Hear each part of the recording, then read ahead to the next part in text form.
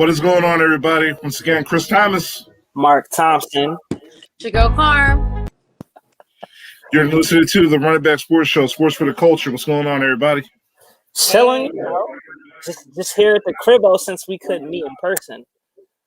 Yeah, I know. Because long story short, we're off in Philly. We got experienced a bad snowstorm here. Mark got snowed in. I didn't feel like going to the radio station during these conditions, and Carm's already working from home, so we decided to, for the first time, use stream to, do our show. Yes, it's a good idea. Welcome, everybody. We should do this more often. Yeah, absolutely. Nah, I'm just playing. I enjoy the studio atmosphere. Yeah, absolutely. I'm on my phone, on my kitchen table. This is getting real comfy, cozy. Okay, let's get it. All right. And, once again, you're listening to Running Back Sports. We're not on 98.5 today. You're listening to stream. But once again, we're still a Running Back Sports show. We're still sports for the culture. We still represent 98.5. And we're still repping these Philadelphia 76ers. I'm sorry. Our first place Philadelphia 76ers. And you smell me? I'm so excited. Wait, Chris, before we dive in, so since we're not technically on a radio, I'm allowed to curse, right? Same rules still apply. You can say damn and hell. Oh my gosh! All right. I mean, I wasn't gonna curse anyway. I just wanted to, just in case something happened to slip out, I wouldn't get in trouble. So yeah. But I'll be nice. I'll be nice. Yeah. Listen, even still there, man, still for the brand, man. I know. I just thought I'd throw that out there. All right, it's understandable. All right, man. But yeah, we got a lot to talk about. But first things first, Carm, how was your trip to Atlanta? Well, it was great. I went to Atlanta. I visited my homegirl Morgan and her boyfriend Owen. They had just bought a new house, so kudos to them. Clap. Congrats. Beautiful That's home. major. Are they millennials? Yes. Even more of a clap. Yes. Oh man, great. Congratulations. I have a beautiful dog named Gnarls. She's so cute, and I love her. And I miss you, Gnarls, out there in the stream. And I hung out with Erica. They're both my friends from Penn State. So, it was kind of like a Penn State vibe connection. And it was fun. I'd never been to Atlanta. And Atlanta didn't get any snow. So that was a big, big, big, plus. And I like it there. It's a cool city. It's a cool vibe. Nice.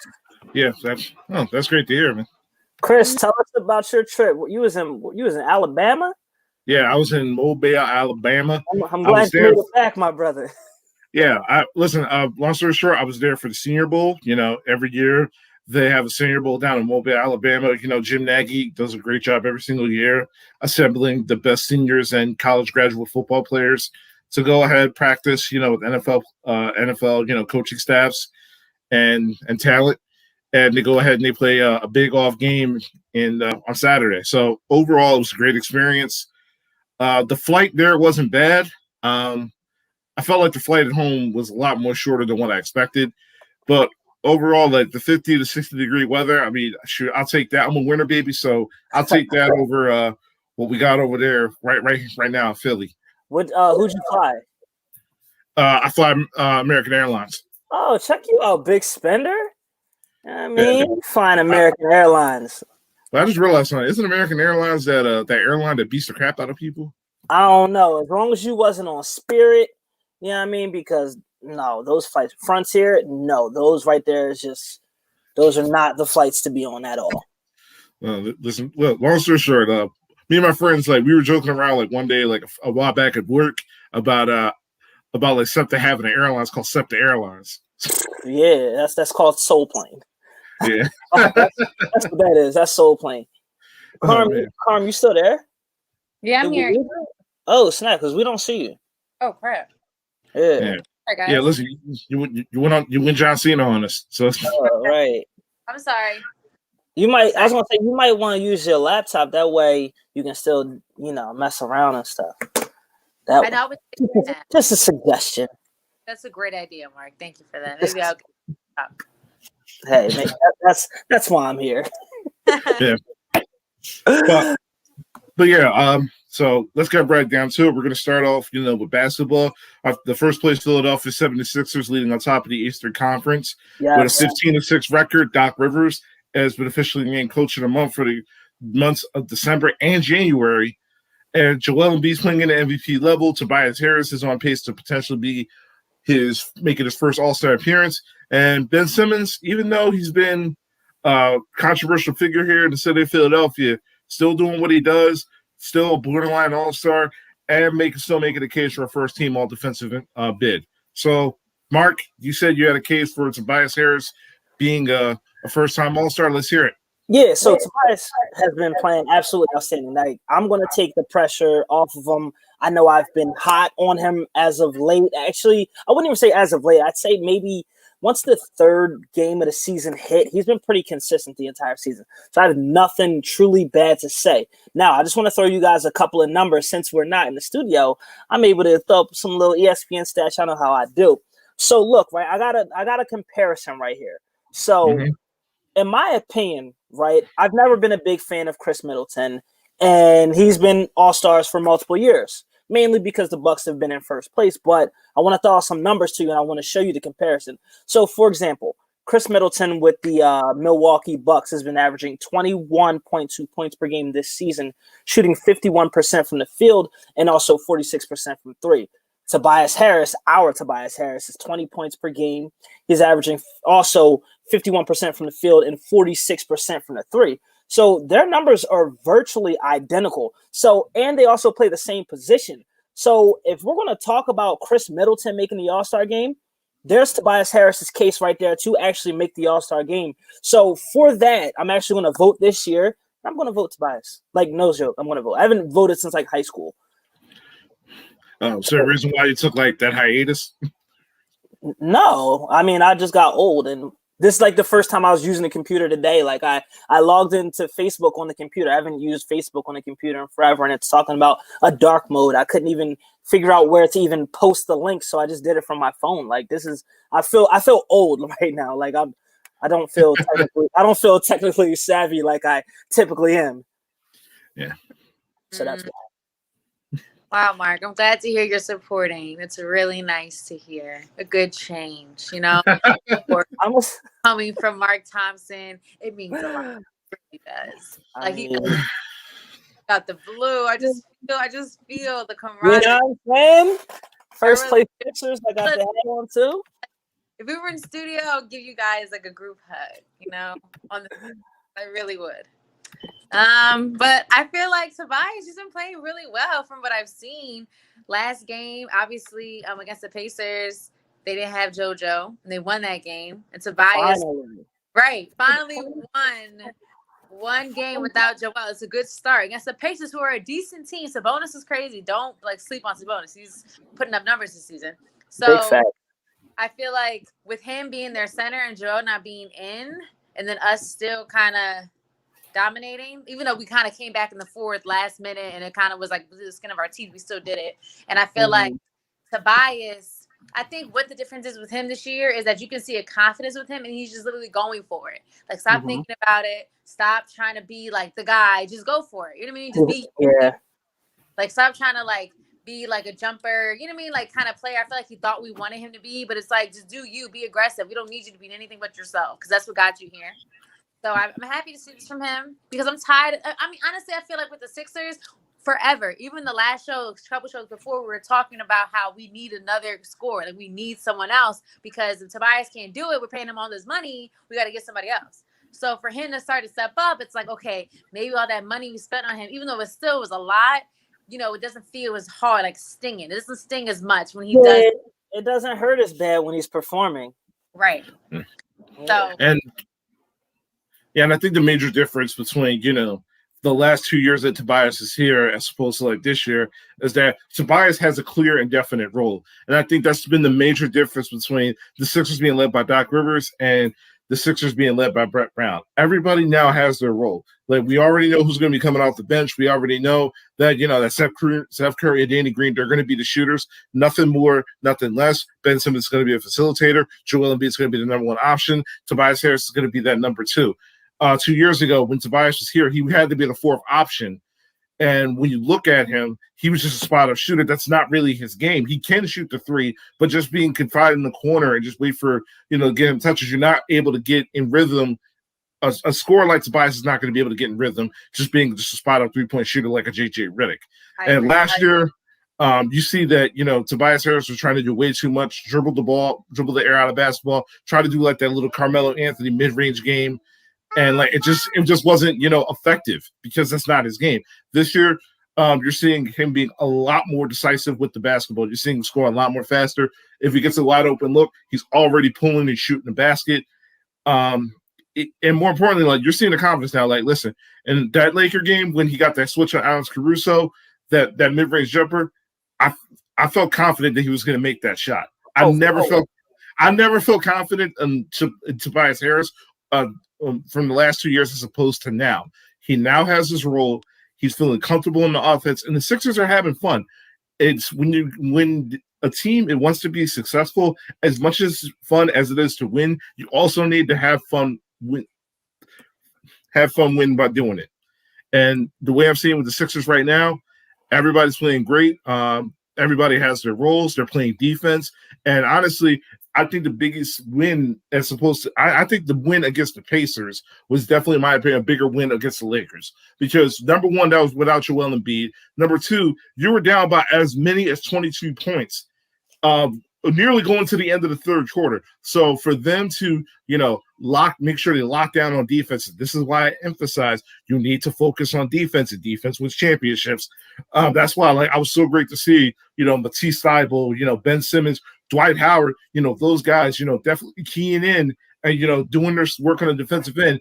And listen, I know you're not a big fan of the man, Mark, but the Furkinator, man. Furkan Korkmaz brought us home, man. Yo, he really did, yo.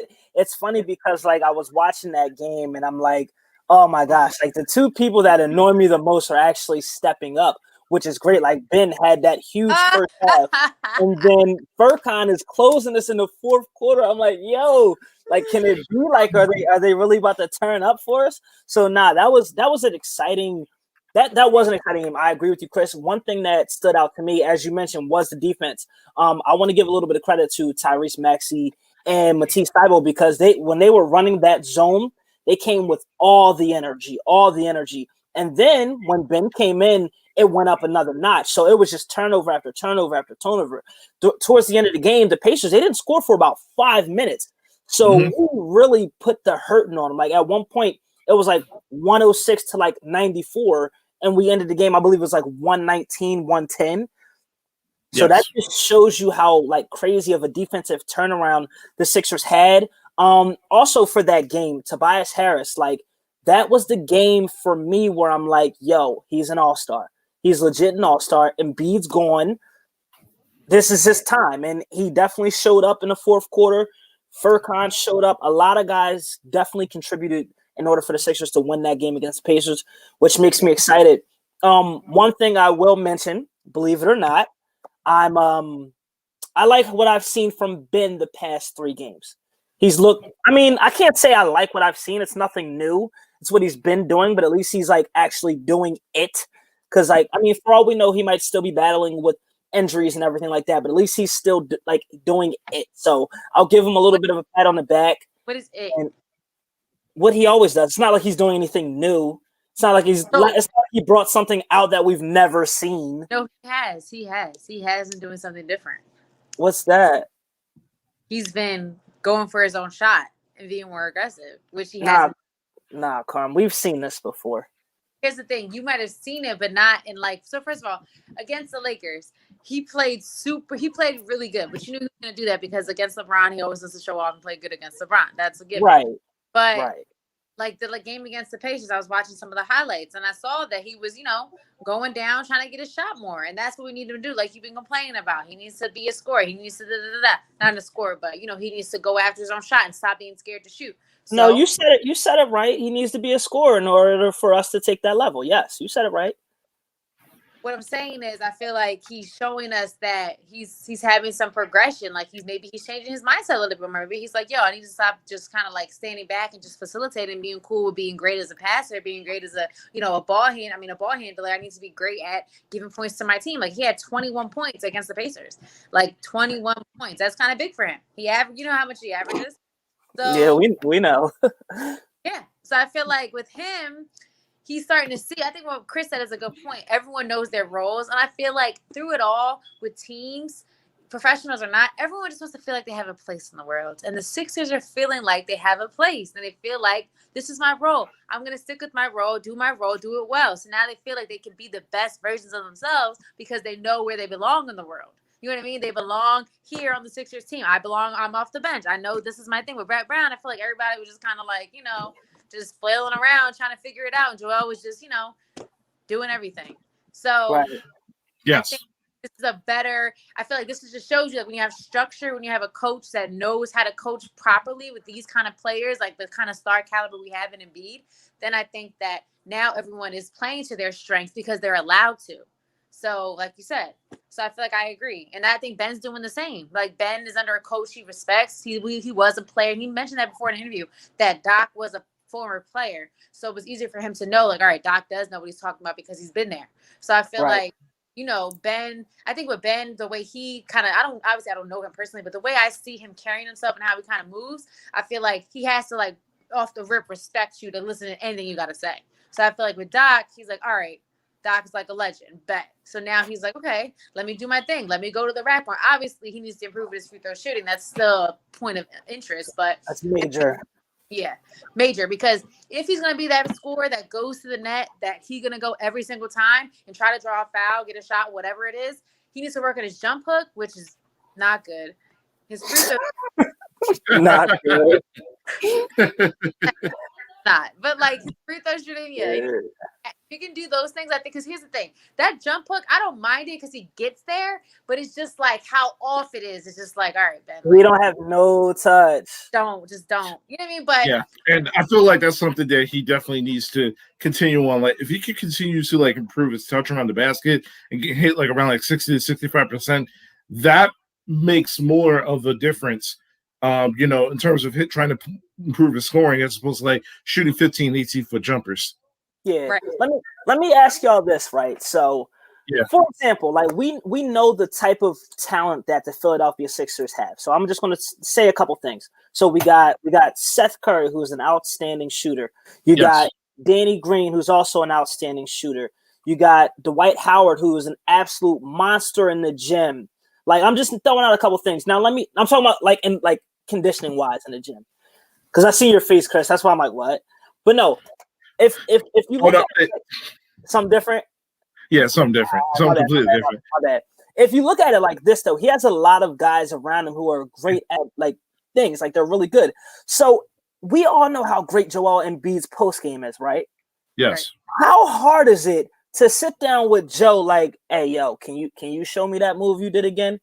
Hey, can you show me that up and under that gets you to the line every time? You have that right there with you at practice every day, and you still can't come up with a move?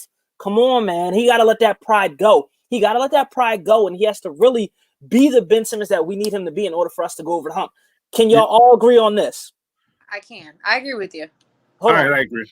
Go ahead. Yeah, but real quick, we actually have a special guest that actually wants to join our stream. So let's not keep him waiting. We have Victor from the Philly Pod, one of the more rising stars from Philadelphia sports. What's going on, Victor? Hey, what's going on, man? Happy to join. I know I promised you I would call in one of these shows, so I was happy to get the link and be able to pop in and give my thoughts. So happy to be here. Thanks for having me. No problem, man. Unfortunately, we can't be at the studio today. It's a big snowstorm. None of us can make it out. So no worries. It's bad around here too, so don't worry. What part are you at? I live in South Jersey, Clementon, Blackwood area. So I got probably a foot. I haven't been outside in a couple of days, but I can assume it's probably a foot out there. So it's definitely a lot out there. Yo, it's nice to meet you, bro. I'll be retweeting your stuff sometimes on Twitter. So, yeah, I bet you do. Appreciate the following, guys. Appreciate it. Yeah, but Victor, real quick, we was talking about the Philadelphia 76ers, them being first in the Eastern time. So overall, do you like what you see so far in terms of what in them being a legitimate championship contender?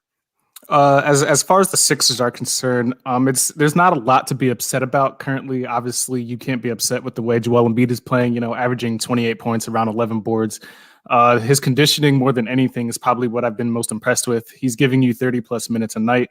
Looks like he's not breaking a sweat doing that, so I'm most impressed with that. I was hearing Mark's rant about Ben Simmons when I first got in here, and I'm one of the people that are probably we're all Ben Simmons fans. The frustration with Ben Simmons obviously comes with his lack of scoring, but as the season goes on, we're probably going to have to cope with the fact that with this team, with a better supporting cast around Ben Simmons, he's not going to score as much, and he's going to look for the open guy more. So when you have Danny Green, and I know that Seth Curry and Shake Milton have been, on slumps recently, they haven't given you what they're supposed to. But with a better supporting cast, it's actually going to hit their shots on the opportunities that Ben Simmons creates. He's not going to have to score as much. I personally would like to see a good 18 to 20 points a game from him. 11, 12 points doesn't really cut it for me, but I understand it's Doc Rivers. It's a new system.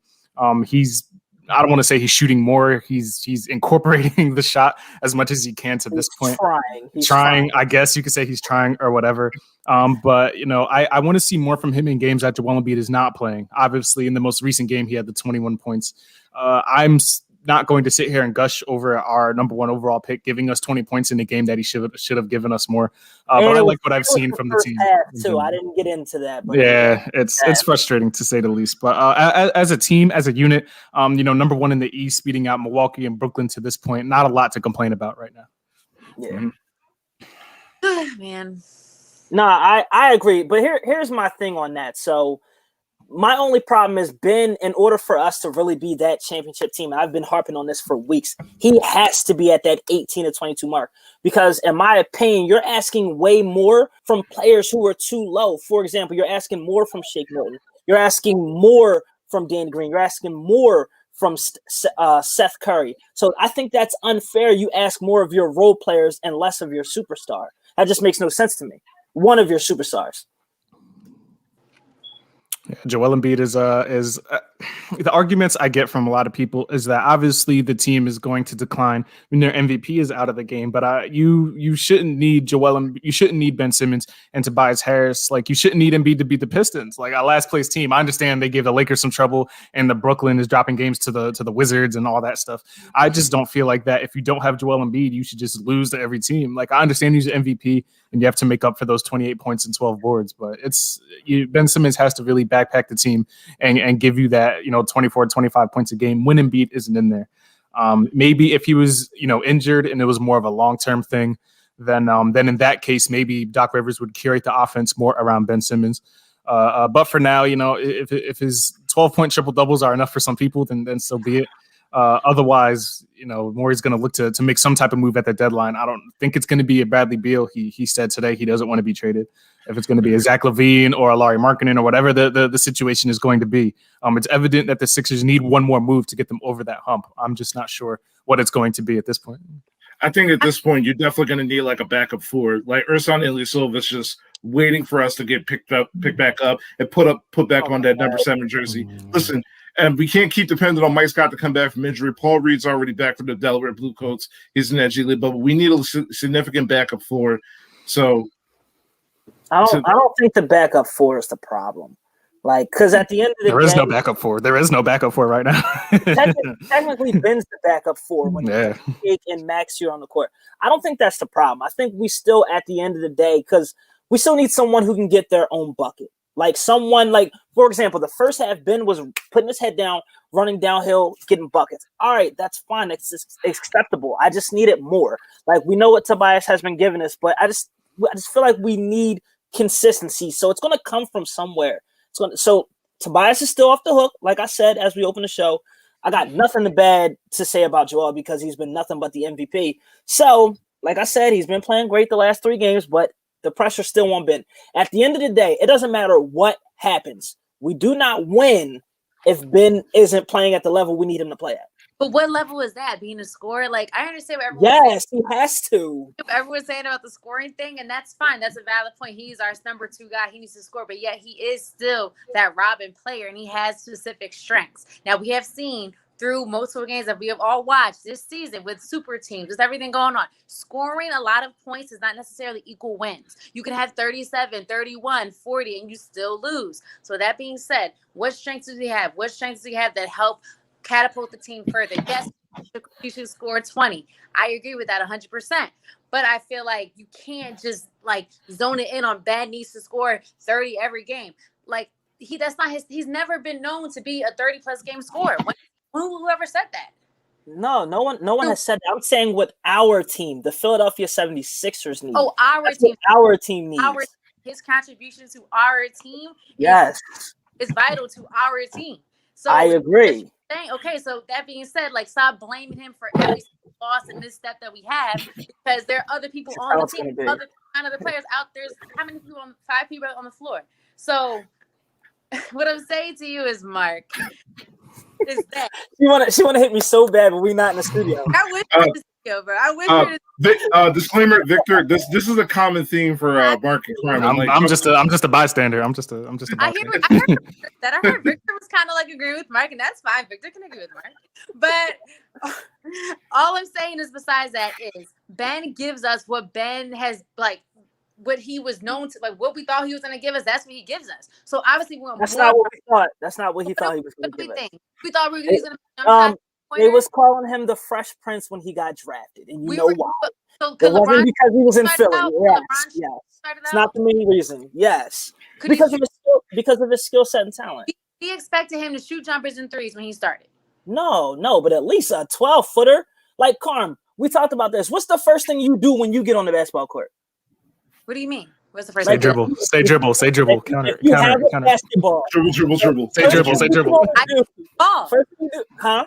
I dribble the ball like every other human being. Right. Okay. Y'all got that one. That's what the best. So all right. So let it be known. Let it be known that Ben Simmons is not the problem with this team. That's what I'm at. I want to see more. I would like to see, an elbow jumper here and there, but that's not Ben's, forte. So he's not going to try and take a low percentage shot just for the sake of taking a shot. So I understand that. No, Vic, I agree. I'm saying he's not the problem. He isn't the problem. I'd rather him be aggressive. I don't want him to shoot. Like, Ben is like the sole seed of all the problems that the Sixers have. No. The issue is that the Sixers need another shot creator. Is the issue? They need a Derrick Rose or a Deontay or a Derek White, but he's injured. Or they need to go get I can't think of the other available names. Or go to Houston and get a PJ Tucker, help out the 4 spot. They need that one other piece that can kind of come in when Shake is off and when Maxi's not getting minutes. They don't have that other person that can create their own shot. Seth and Danny Green are catch and shoot people, but Ben Simmons creates their shots. They don't create their own shots. So they need to find that other shot creator to help and get them over the hump when Ben isn't giving them the offensive production that they need. Yeah, one of the names that I definitely heard around as a potential buyout is Wayne Ellington from the Pistons. He's a sniper, but he's not a shot creator. Though. That's the problem. Difference than having what's his name, Danny Green. They need Ben to make those shots. That's why I say it sucks that we have to ask more of others because of Ben's lack of scoring. Y'all just put him up. And to be fair, I will grab Lou Williams before anything. Like, if you can grab a disgruntled Lou Williams from the Clippers, that solves everything. Do it. And we don't need JJ Redick either. We got no, we do not. We got enough revolving doors on defense. And honestly, at this point, he's not really that much of an upgrade over Danny Green. Also, he's nothing. He's just there. A bench spark maybe on a good day. Yeah, he's shooting 30% from the field this year, so I'm good on that. 29. He's horrible. Yeah, but Mark, I brought up this point a few weeks ago, and I brought it up. You said it's unfair to ask our role players like Shake Milton and Tyrese Maxey to step up because Ben Simmons was. But remember when, like I said a few weeks ago, when Boston, when Kyrie Irving and Gordon Hayward got hurt, nobody expected Terry Rozier to step up. But he had a playoff game where he shot 9 threes. Nobody expected Jason Tatum, who was a rookie at that time, to step up, but he did. And same with Jaylen Brown and Marcus Smart, that whole chain of command. And they took a Cavs team that that was the defending champions at the time to 7 games without their 2 core parts. So my thing is that it may be unfair, but it's not unreal. It's not out of the realm of possibility to ask maybe Shake Milton, who's going toe to toe with Jordan Clarkson for 6th man of the year. Tyrese Maxey, who's already shown that he can score like 39 points in the game. If you give him the ball enough, and he plays 41 minutes. No, you said it yourself. Ben Simmons would never. So now all of a sudden it's too much to ask Tyrese Maxey to score. Not too much. No, but listen, I'm not excluding Ben Simmons needing to score. He needs to score in a playoff setting. We need him to score at least 18 to 20. Same with Tobias Harris, the same with Joel Embiid. That's just the way it is. When you're a number 1 overall pick and you're the superstar pick and you're making that kind of money, we need you to play to those expectations. I like Ben Simmons. I like the court vision that he does, and more particularly during his win streak, I like the fact that because of Sam Cassell and his coaching, he's turning the ball over a lot less in definite settings, which has been a big turn. It's been a big issue for Ben Simmons over the past few years. But in the end, we definitely need him to score. But in the end, it's not out of the realm of possibility to ask, maybe one of those nights where everybody is, having an off night, maybe Shake Milton could drop 30 like he did already during the season. Maybe we can have Tyrese Maxey have a game in which he's scoring 15 to 20, to help pick up the slack. I do agree the fact that we need a number 1 scorer, but saying that, it's unfair, I mean, it's the NBA. Life isn't fair. Right, exactly. All play. They're getting paid to play. They're getting paid to score. They want that chance. They want the opportunity. They're players just like Ben is. They're not the superstars that Ben is, but who knows? Like Kris said, they could turn into something like Rozier. He got a good contract with the Hornets because of what he did on the Celtics. So and you don't know what can happen, what can transpire, what kind of talent they really have with the opportunity. You don't know that. So just like the 6-man award, it's like why would everyone ever think of a 6-man award? Like who would get rewarded for being a 6th man? But someone off the bench, someone with an untapped talent that gets that opportunity and shines. That's basketball. What's up? So I feel like to ask them to score, to ask them to play a role, I don't think that's unfair to them. That's what they want. That's what should happen. Like, yes, everything that you say about Ben is true, but it's like it's a team sport, Mark. And I feel like your mindset on basketball is like there got to be the 2 big scorers, and that's like, and everyone else kind of fall. That's my perception of how you see it. It's like there's 2 big scorers, and then there's like the other levels. And I feel like that kind of basketball in the past has worked, but then there's other ways of playing that can win. What other ways? Look at every championship team. I mean, she has a point to an extent because the Brooklyn has 3 scorers and they're losing to the Wizards. So I only care about our team and other championship teams. Look at the Warriors when they won that championship. Yes, they have like a lifetime generational scorer as Steph Curry, but they played team basketball. That's what won that championship that year. Like, yes, they had Steph and Clay, and then Draymond's all defense, but they played team basketball. That's what got their bench, helped them win that championship. So it's like, and it's like I said, over the past few years, when you look at the championship teams, in the end, you have to play defense. I mean, Max Kellerman, listen, not that big a fan of Max Kellerman at all, but he says no NBA team. But no NBA champion has had a defense that's worse than 11 and won a championship. So, when you look at the Lakers last year, they had a guy who was eventually going to be Defensive Player of the Year before they gave it to Giannis. LeBron James, Anthony Davis, they did their dirty work on defense. The Toronto Raptors beforehand, that pick and roll, the high pick and roll, the traps they did on Steph Curry with Kyle Lowry and Marc Gasol, that was a telling tale about how that series was going to go. Sure, Kevin Durant got hurt, but, in the end, the Raptors did what they needed to do on defense, neutralizing Steph Curry to a degree, and then we talked about, the Warriors. The Warriors can shoot the ball at a gym, but at the same time, they're a top 5 defensive team. And, we talked about, the Pistons, the Dallas Mavericks, even though Dirk had the series of his life, Rick Carlisle's adjustment to switch to a 2-3 zone to neutralize, the lack of shooting that the 2011 Miami Heat had on the court played a pivotal role in them winning the series. So in the end, you can score you can score 150 points you want, but if you give up 151, it doesn't matter. If you can't get those key defensive stops, you can't get those rebounds, and all those points you score really doesn't matter. That's fair. I mean, we know how great the Sixers defense is, but I keep going back and saying, all those great teams, they did have defense, but if you look at the teams and the players that they had, they didn't just have one guy. I talked about this before. If we're going to do it, we're going to mess around and be like the 06 Mavs. That's the only way we're going to do it. Everybody's got to step up. But for the most part, every championship team has at least 2 guys that carries the weight. I agree to that. That's it. And I understand how important the defense is. One of the things I said was when we switched into that zone against the Pacers, Ben heightened the zone, made that zone eat. They couldn't even get the ball anywhere near the rim. Because you have a 7-3 wingspan on the perimeter, and that makes it tougher. Yeah. So and all those good looks that Malcolm Brogdon and Aaron Holiday had all night was completely neutralized. So if it's Ben and Tobias, Mark, if it's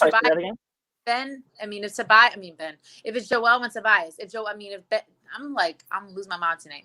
Tobias and Joel. can score 27 every single game, 27 to 35 every single game, and Joel can stay on the pace that he's on, and them two are our scorers, is that okay with you? Does that satisfy you? Nah, that don't even be realistic. That don't even sound right. How does it not sound right? Tobias not giving nobody 28 points per game. How are you gonna say that? You just said 2 shows ago he wasn't doing nothing. Come on. We're not doing that, Carm. Tobias not giving nobody 28 points a game. No, you said anyway, to kind of to shift slowly away from the Sixers, let's go to the Western Conference real quick.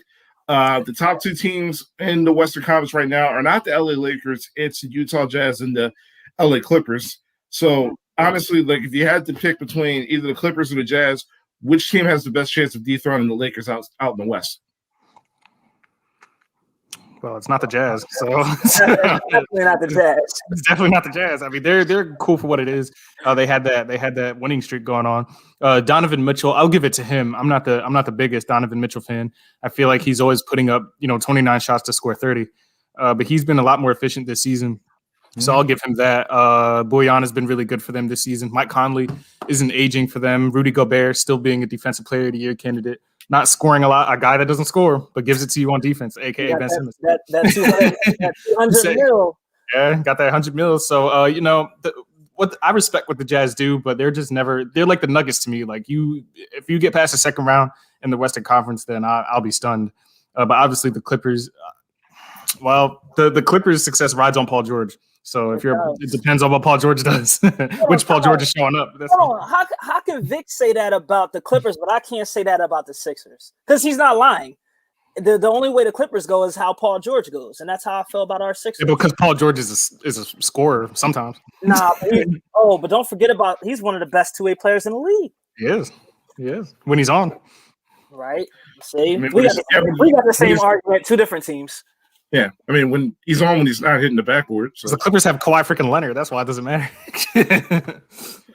Yeah. It definitely is the Clippers, in my opinion. Right now it's like a little bit of a Cinderella story. Like the Jazz, they might still be riding their little high from the bubble, even though they didn't advance past the Denver Nuggets in the bubble. But Donovan Mitchell has been playing absolutely outstanding. Those guys have been putting together some nice quality wins. And, once they're able to get some true adversity, because their 11 win streak, I think, was it 11 or 10 games? I think 11. It was okay. Mm-hmm. Yeah, their 11-game win streak did get snapped. So, I mean, I would say the Clippers, but as Vic just alluded to, it, whatever Paul George does is how it goes. So Kawhi can play out of his mind, but, in a series, you might have Paul George who's going to give you 11, then he'll mess around and give you 26 and then give you 11 again. And then Kawhi has those games too. He just doesn't have them as often as Paul George. So he's a little bit more consistent than Paul George at the end of the day. But I'm definitely going to rock out with the Clippers on that one, even though I can't stand them. I hated them. If the Jazz do make it, it'll be because of like Jordan Clarkson being the second leading scorer, and he comes off the bench. He's literally going to be 6th man of the year this year. He's given the Jazz 9 different hairstyles. Yeah, he's given the Jazz 18 points a game off the bench. So, and he's their second leading scorer. So if they do go that far, it's because they have a strong reserve unit, powering them through, and it's because Paul George went 1 for 8 from 3. Probably. Yeah. I agree. Pandemic P still here. Yeah, it's horrible. Yeah. So I guess we're all agreed. The Clippers probably have like the best shot, and outside of that, like it's still the Lakers lose. I mean, it's the Lakers to lose. Man. I don't believe in like any of those really like other West Coast teams. Like I'm not really sold on Denver quite yet. Phoenix is still figuring it out. I've never like been a big fan of Portland. Like I like what they do. I watch their games, but I never really look at them as contenders. So as of right now, it's looking like how the Eastern Conference used to look when LeBron was here. It's just like the Lakers and like that's it, to be honest. Yeah, I'm honest. Yeah, everybody's heading east now, so yeah, pretty much. Yeah. And and listen, like one of my picks, during the all season, the Mavericks, they're disappointing. And like listen, Luka can only do so much, and Kristaps Porzingis is 100% unreliable. And I think it's kind of funny now how like Mavericks Twitter now is now saying the same things that we all said last year about Josh Richardson. Oh, what have they been saying? I haven't been paying attention to them. No, like one tweet was like, for a guy that constantly gets praised for his defense, Josh Richardson kind of sucks. he do be getting cooked sometimes. Yeah. But overall, the Western Conference is definitely the Lakers to lose at this point. Probably the only money matchup you got is the Battle of LA at this point. I like what the Suns are doing. I like what Chris Paul has been able to do, with that young Sun squad. They're no real threat. The Mavericks still can't play defense. I'm not sold on the Nuggets. Yeah. No, not quite. Let's sleep on Memphis. Memphis 9-6 with no players over 15 points a game somehow. And they're putting wins together. So that's a team unit right there. That's a team effort. I know John came back. He's not putting up over 15 a game. Who? I know John Morant came back. He's not putting up 15. Nope. That's Dylan Brooks is their leading scorer. Wow. That's crazy. And Valanciunas is next. So yeah, that explains a lot. That won't last long. And then Kyle Anderson. John Morant's not even up there. Jeez. That's wild. But overall, we're about nearly 20 games into the season. Still got about 40 something games left. So what team has been probably the biggest surprise for you guys so far? We talking Eastern Conference or Western Conference? Just in general at this point. Yo, call me crazy. I'd say Charlotte. Yeah. Charlotte. I did not expect them to turn up this much. LaMelo Ball just got his first start. They've been playing really well with him whenever he gets extended minutes. Their win percentage is much higher when he gets extended minutes. So I thought it was a very good thing that they did to put him in the starting lineup. I mean, he's able to find his teammates with no problem. He's able to stretch the defense, knock down a wide open three. I love his creativity on offense, though. He looks really good, and then his length, he's able to play the passing lanes. He's been helping that team a lot. So for me, even though they're in the 8th seed right now, we know how the Eastern Conference can get all a little jumbled up and everything. But I'm going to say Charlotte. Yeah, the Hornets are 9-4 when LaMelo Ball plays 26 minutes or more, and when he plays less, they're 2-7. Yep. Carm, you got to pick? I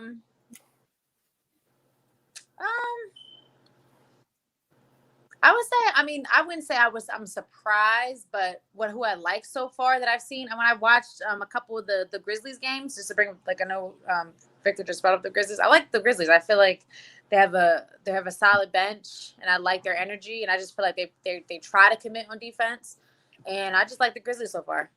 For me, I like Ja. Yeah. I'm a fan of Ja, so I'm a little biased. Ja's my guy. We can agree on that, Carm. Yeah. Honestly, I'm gonna listen. I might shock a lot of people, but I like the Hardenless Houston Rockets. They've been ranked as the number 1 defense, since the trade.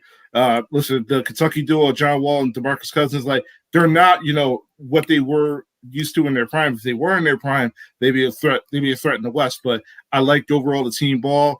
I like what Cole Silas has been able to do, with the absence of losing James Harden, a lot more team oriented. And Christian Wood is definitely, in my opinion, the front runner for most improved player of the year. Yeah, no, that's not a bad pick at all. I don't know about most improved. I feel like they might give that to KD. They better not give it to KD. Oh, look at Christian Wood.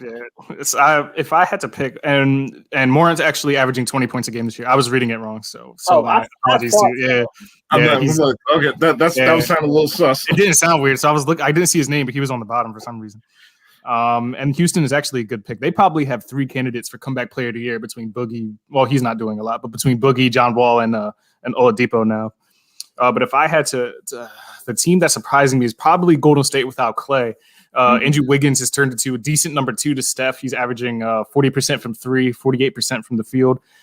They're getting good contributions from James Wiseman. Kelly Oubre is terrible, but they're somehow able to overcome that. So Golden State sitting at 11-9. They're hanging around. If they make the playoffs this year, they might make some noise. Yeah, that's not a bad pick at all. They're actually Steve Kerr. He's turning Andrew Wiggins into a defensive nightmare. Yeah, that's one thing that Andrew Wiggins has seemed to have bought in over there in Golden State. Yeah, and more importantly, their win percentage is definitely turned up, especially since Draymond Green's return, because he's been getting at James Wiseman, challenging him at nearly every single series, saying that, listen, you got a matchup that I like, so I'm going to give you the ball. Take advantage of that matchup. Listen, I like what the Warriors are doing right now. But overall, so I think that's enough coverage for basketball. But let's get to the hot button topic that's going on in Philadelphia. The the Nick Sirianni, first press conference. Everybody. That's probably the biggest civil war on the Eagles Twitter right now. Is definitely that first press conference. Overall, so how do you feel about the Nick Sirianni press conference and Nick Sirianni in general as a coach for the Philadelphia Eagles? I look at it like this. So like that, back when we were in school, right? We do that PowerPoint presentation, that group project, right? I feel like we've all been there. I'll speak for myself. There's been one time, all right, where I wasn't quite a part of that group project, and it was my turn to speak, and I didn't know what the hell I was talking about. I was just going with the flow, just building off what everybody else said, and I just sounded completely horrible. Those are the kind of vibes he gave me. Like, I don't understand, like, how, like, even though it's an interview at the end of the day, this guy shouldn't be completely ridiculed, but he did mess around and he essentially told us a lie, saying he wasn't worried about the quarterback competition. That's been the hottest conversation in national sports for a couple of weeks. So you get hired for Philadelphia and you have no idea what's going on. I don't get it, but I'm not going to completely write him off because of that interview, but he just looked a little shaky. So it's just if you were, nervous in front of basically a Zoom call, how did you perform in an interview? Was the job just handed to you? It makes me a little bit frustrated because I'm sure Deuce probably went in there and did his thing. I'm sure Eric Bieniemy probably did his thing, but you give it to this guy. That's just me. Yeah. And Victor, obviously you've been arguing, going back and forth with a lot of Eagles fans, a lot of beat writers. So overall, first of all, I don't argue. All right, I tweet my take, and people decide to feel how they feel about it. So that's that is how that goes. So, but I can dig it. As far as the conference is concerned, you have to think that this is probably the biggest conference he's had to conduct. We didn't hire this guy to be a public speaking major. I'm not so hung up on how he delivered his words. If you were able to watch the interview with Spadaro, that was probably a better indication of what he's going to be as a coach. If you haven't seen that, I would strongly encourage everyone to do that. Was that the one today, right? That was last week. He sat down with Spadaro. It was within the Eagles facility when they did that. But I would strongly encourage anybody to go watch that. That's a better representation of what Sirianni is going to be as a coach. He's been surrounded by QBs all his life, surrounded by brilliant offensive minds. I'm certain Frank Reich probably had a role in telling him, hey, this is, what Carson Wentz, this is what makes him tick. Take some of this. A major role. Probably. Take some of this, go back to Philly, see if you can piece the pieces back together.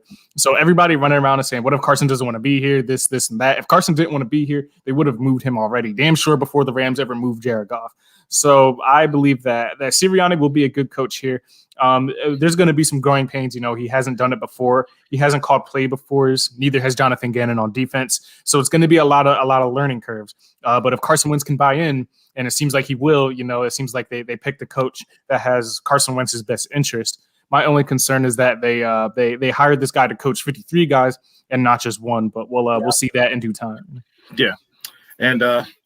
Listen, in the end, they talked about, some quote unquote being a quarterback competition between, Carson Wentz and Jalen Hurts. I'm like, listen, I'll bet any money that I literally have left on my person that Carson Wentz is the starter week one. Oh, so, for sure. I mean, the writing's on the wall. Like Vic said, he came in to coach 53 men, not one guy. The only other thing I'll add to that, and I understand the interview and everything, but if you're going to be coaching men, you gotta carry it. You gotta own it. So I'll check out that other interview and see how. Yeah, he does though. If you see the other videos of him in training camp with the Colts and things like that, he carries himself well. He was just shook at a Zoom press conference that he probably didn't have the greatest preparation for. So I'm not too hung up on it. Yeah, maybe he should have prepared a little better. But I got more things to worry about than how he delivered his words. I agree for the most part. Yeah, for the most part. What's the other part? We just have to see what they get on the field. All right. How it turns out. I'm not going to kill him over that. I'm just saying, if you're not prepared for a Zoom meeting with you in your room, how you going to talk to? I don't really. You saw what Matt LaFleur did on his day, and he just took the Packers to 2 NFC Championship games. So I don't really care. Oh, don't bring up the Packers on this show. Chris might get a little hurt. Why? Is he a Packers fan? He's a big Aaron Rodgers fan. Oh yeah, me too. I was devastated. Trust me. Yeah. Y'all can cry together. That field goal is no excuse to even be thinking about giving the ball back to Tom Brady. But that's another conversation. Yeah, another conversation.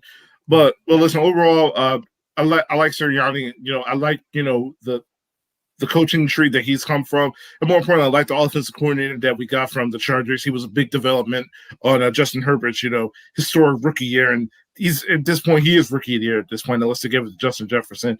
But I like overall what the overhaul of the staff is definitely going to be geared more towards more quarterback friendly offense, better route concepts, for wide receivers to get open because you have speed. You have Jalen Rager, you have John Hightower, Quez Watkins, Travis Fulgham. When he got on the field, he definitely balled out. He was definitely had like top 5 production as a wide receiver in the month of October when he's on the field before, Doug Peterson, for whatever reason, decided to, he give his route, give his playing time away to Alshon Jeffrey. But I like what they have so far. In the end, it depends on also what they do in the draft. I'm not sure if they're still going to be, heavy on Devontae Smith or Jamar Chase, even if both of them are there, or they're going to go in somewhere completely other different direction. Right. We'll have to see at the end of the day, like in due time. I hope. I don't know. Who's the other wide receiver from Alabama? Jalen Waddle. Yeah, Jalen Waddle. I mean, I was reviewing his stuff. He doesn't look terrible, but knowing the Eagles, like they would do something like out of left field, like when the sure thing is right there. Even though Jalen Waddle did look pretty good before his injuries. Yeah, I like Waddle too. Dotted number 6 though.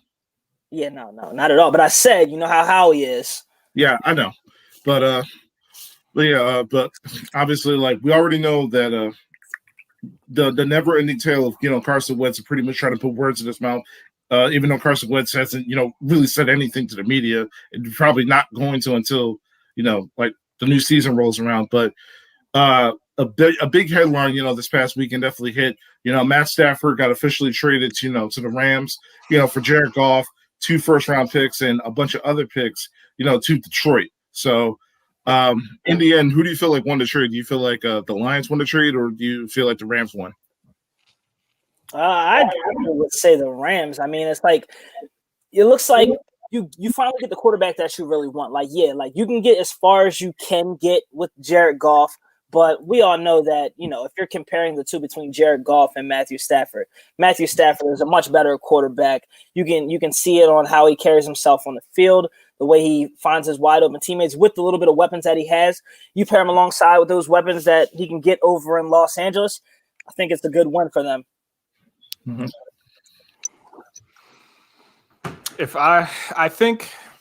I think they both honestly want to trade it. I'll give the Rams the slight edge because this man Matthew Stafford is super underrated. Not many weapons. He had a whole lot. His best running back over the years was like Theo Riddick. He had Calvin, of course, for that little bit, but no other help otherwise. I think he's going to ball out with McVay, and he has weapons over there. He has Robert Woods and Josh Reynolds and all those other Van Jefferson. Like the list goes on. Cooper Kupp. Oh yeah, how can I forget that white guy? So yeah, the Rams got the weapons, and now it's time for them to see if they're a QB away from prominence, then Matthew Stafford is going to be the guy to take them there. But don't scoff at what the Lions were able to do. Jared Goff is not a terrible quarterback by any means. If he can get into an offense and he believes in that offense, it seems like that Detroit really believes in him. They got 2 first-round picks, so now the Rams are going on 8 years without a first-round pick. Their last one was Jared Goff in 2016. And now after the Ramsey deal and this deal, their next pick isn't until 2024. But good for them. They know how to draft. I'm like our franchise, so they're not too worried about it. I think both teams did win it, but I'm very intrigued to see what Matthew Stafford does with Sean McVay. Yeah, honestly, like it's kind of hard for me to pick a winner because if the Lions weren't the Lions, then I would say the Lions definitely win the trade. But over the years, it's like their first round picks like have always been like head scratchers. I remember like back in the early 2000s, they went 3 straight years in a row drafting a wide receiver in the first round. It was Charles Rogers, Roy Williams, and forgot another guy. But in the end, they also got a new general manager, a new head coach, and Deuce Staley's now over there. As running backs coach, assistant head coach, and I feel like Deuce Staley's definitely going to help DeAndre Swift become a star over there. They still got T.J. Hawkinson. Fortunately, both their wide receivers, Kenny Galladay and Marvin Jones, are going to be free agents. So I definitely probably see Detroit definitely be in the market to try to get wide receivers like in the first or second rounds. And I went to the Senior Bowl. They're going to need to. Galladay and Marvin Jones Jr. are both free agents, so they're going to have to figure it out. Yeah, so but I saw like a bunch of wide receivers, this past week when I went to the Senior Bowl. Des Fitzpatrick was definitely a standout for me. You got Felipe, not Felipe. Des Fitzpatrick. That depends on how far Jalen Waddle falls, but they definitely are going to have their options. And when you have more draft capital, you still have more opportunities, to not mess up. And hopefully, the new general manager, he's able to use those picks and utilize them properly. Because at this point, you got the only thing that's standing between you and potentially winning the NFC North is just Aaron Rodgers. Because Chicago's definitely going to be in purgatory. They don't have a quarterback. And all the years that they've built, all the money they've definitely invested, in their trying to build a defense, with Akeem Hicks, Khalil Mack, and Roquan Smith, it's going to get wasted away if you don't have a quarterback playing. The Vikings are just your run-of-the-mill average football team as long as Kirk Cousins is there. So Detroit definitely has the most ammo to try to make the most impact in the North. But in the end, it just depends on how they draft. Yeah, they're gonna have to figure it out. Detroit has always been a iffy team. I don't know how much they're going to surround Jared Goff. It's not like they have a whole lot of weapons back there anyway. And like I said, with Galladay and Marvin Jones Jr. leaving, Jared Goff is walking into a less than ideal situation. And Matt Patricia obviously isn't the greatest coach out there. So we'll have to see, where. Oh no, they hired a new coach, didn't they? He's not there anymore. Yeah, Dan Campbell. Yeah, that's right. The kneecap dude. Yeah, that's right. Yeah. I forgot that fast. Yeah, so him, Deuce Staley obviously went over there, and now he has to look at Jared Goff. So maybe he's regretting that decision already. But we'll see. We'll see how it turns out for them. Yeah, and we actually got a question on our Twitter board. Where do you see Deshaun Watson going?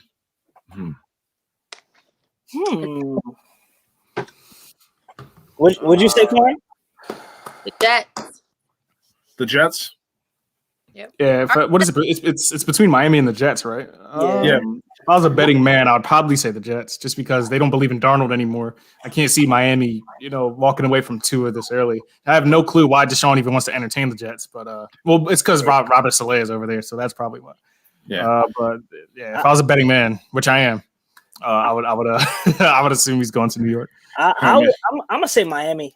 I think they got so much more over there in Miami. And plus, the way that they were shuffling quarterbacks last season between Fitzpatrick and Tua, like, you might as well get yourself a go-to guy. Like, stop it. Just do it.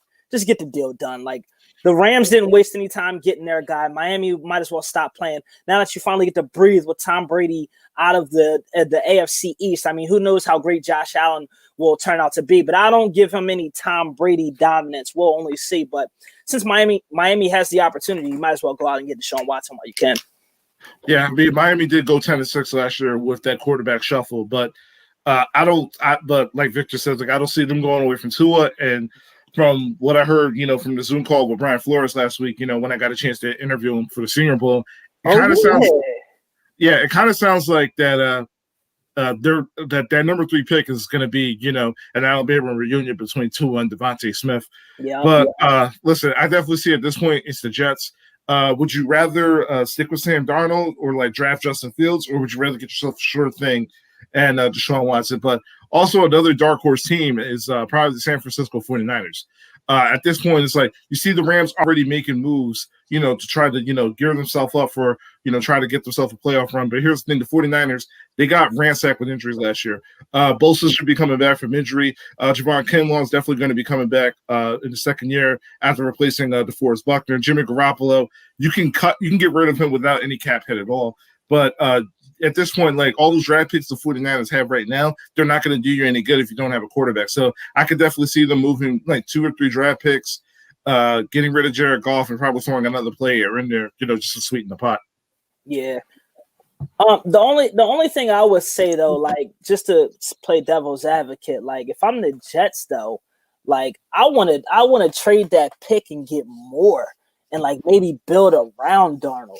You know what I'm saying? Like, give him a different coach. Like, Kris, you're a big advocate. You always talk about, a big advocate of this. You always talk about how great that I'm drawing a blank right now. Browns quarterback, Baker Mayfield. Baker Mayfield, yeah. You always said how great he played once he got a new coach. Like, I don't like Sam Darnold's still a young guy. Like, They trade that number 2, get some more pieces, fill out holes in the offensive line to get them some protection, sure up their defense. You never know like what they can do. Yeah, and they do got a new offensive coordinator. Robert Saleh also brought in Kyle LaFleur, who is their passing game coordinator, to be the new offensive. So you probably might see more, play action, kind of a similar offense to what, the 49ers is running, and probably what Stephen Stefanski was running last year with Cleveland. But at that point, that Jets offense is so incomplete right now. You don't have a definitive number 1. I'm not a fan of their tight ends. You have one good offensive lineman, and you don't have a lead running back. So it's – and honestly, at this point, no pick what they make at number 2, it doesn't seem right. I mean, you can get Sewell from Oregon, but you drafted Mekhi Becton last year, so you're going to move Mekhi Becton to right tackle and Sewell to left. That doesn't really make that much sense to me. It's too early to get a wide receiver. You don't draft a running back that high. I mean, there hasn't been a running back of that caliber to draft that high since Saquon Barkley. And at this point, if you're going to try to build around Sam Darnold, there's no point in taking a quarterback. But honestly, yeah, if I'm the Jets, I'm definitely going to be trading down. And if not for Deshaun Watson, trade back for somebody who's definitely sold in, or maybe like a Zach Wilson or Justin Fields. Yeah. Yeah. No, I agree. Yeah. But Deshaun Watson, but I definitely feel like the 49ers should definitely make a play for Deshaun Watson. It's an arms race at this point. Seattle still has Russell Wilson. The Cardinals are only going to get better, with that combination of Kyler Murray and Sean and DeAndre Hopkins. And I really feel like they need to figure out what they're going to do with Isaiah Simmons. Isaiah Simmons is not a safety. They need to put him back as a linebacker. Yeah. Let me ask you guys a question. All right. So we know Aaron Rodgers' new record now is 1-4 in NFC championship games.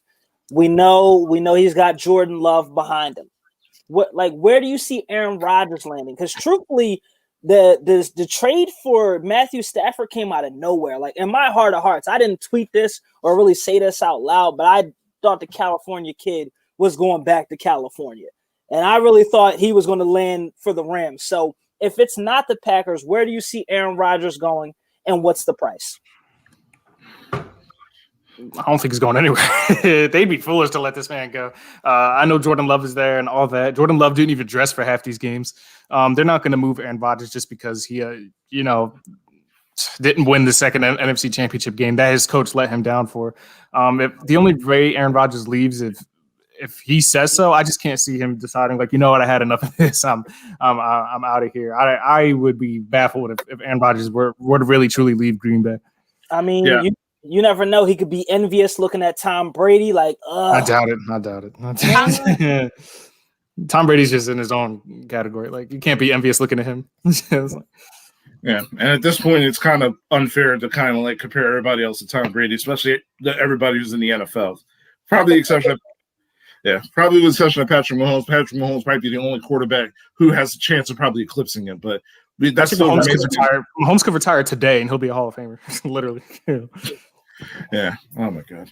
But I don't see Rodgers moving anywhere, and honestly, I don't see it.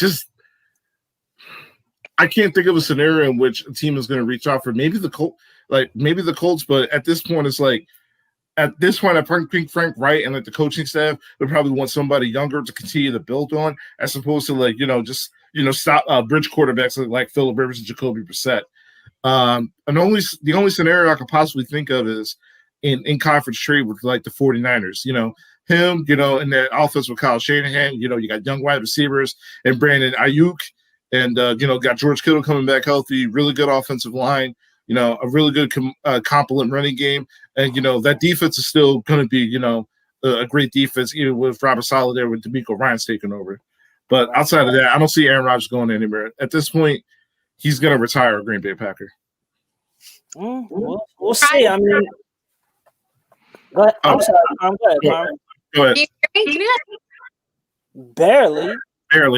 Yeah. Yeah, you ain't got no AirPods. Do you hear me now? Yeah. You're a little better. Okay, good.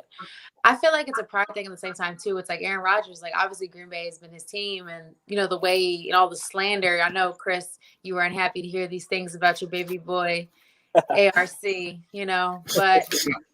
mean, ACR. I'm tripping. I'm telling you, I'm off. After I got out the fight from Atlanta, I've been just like off my game. But yeah.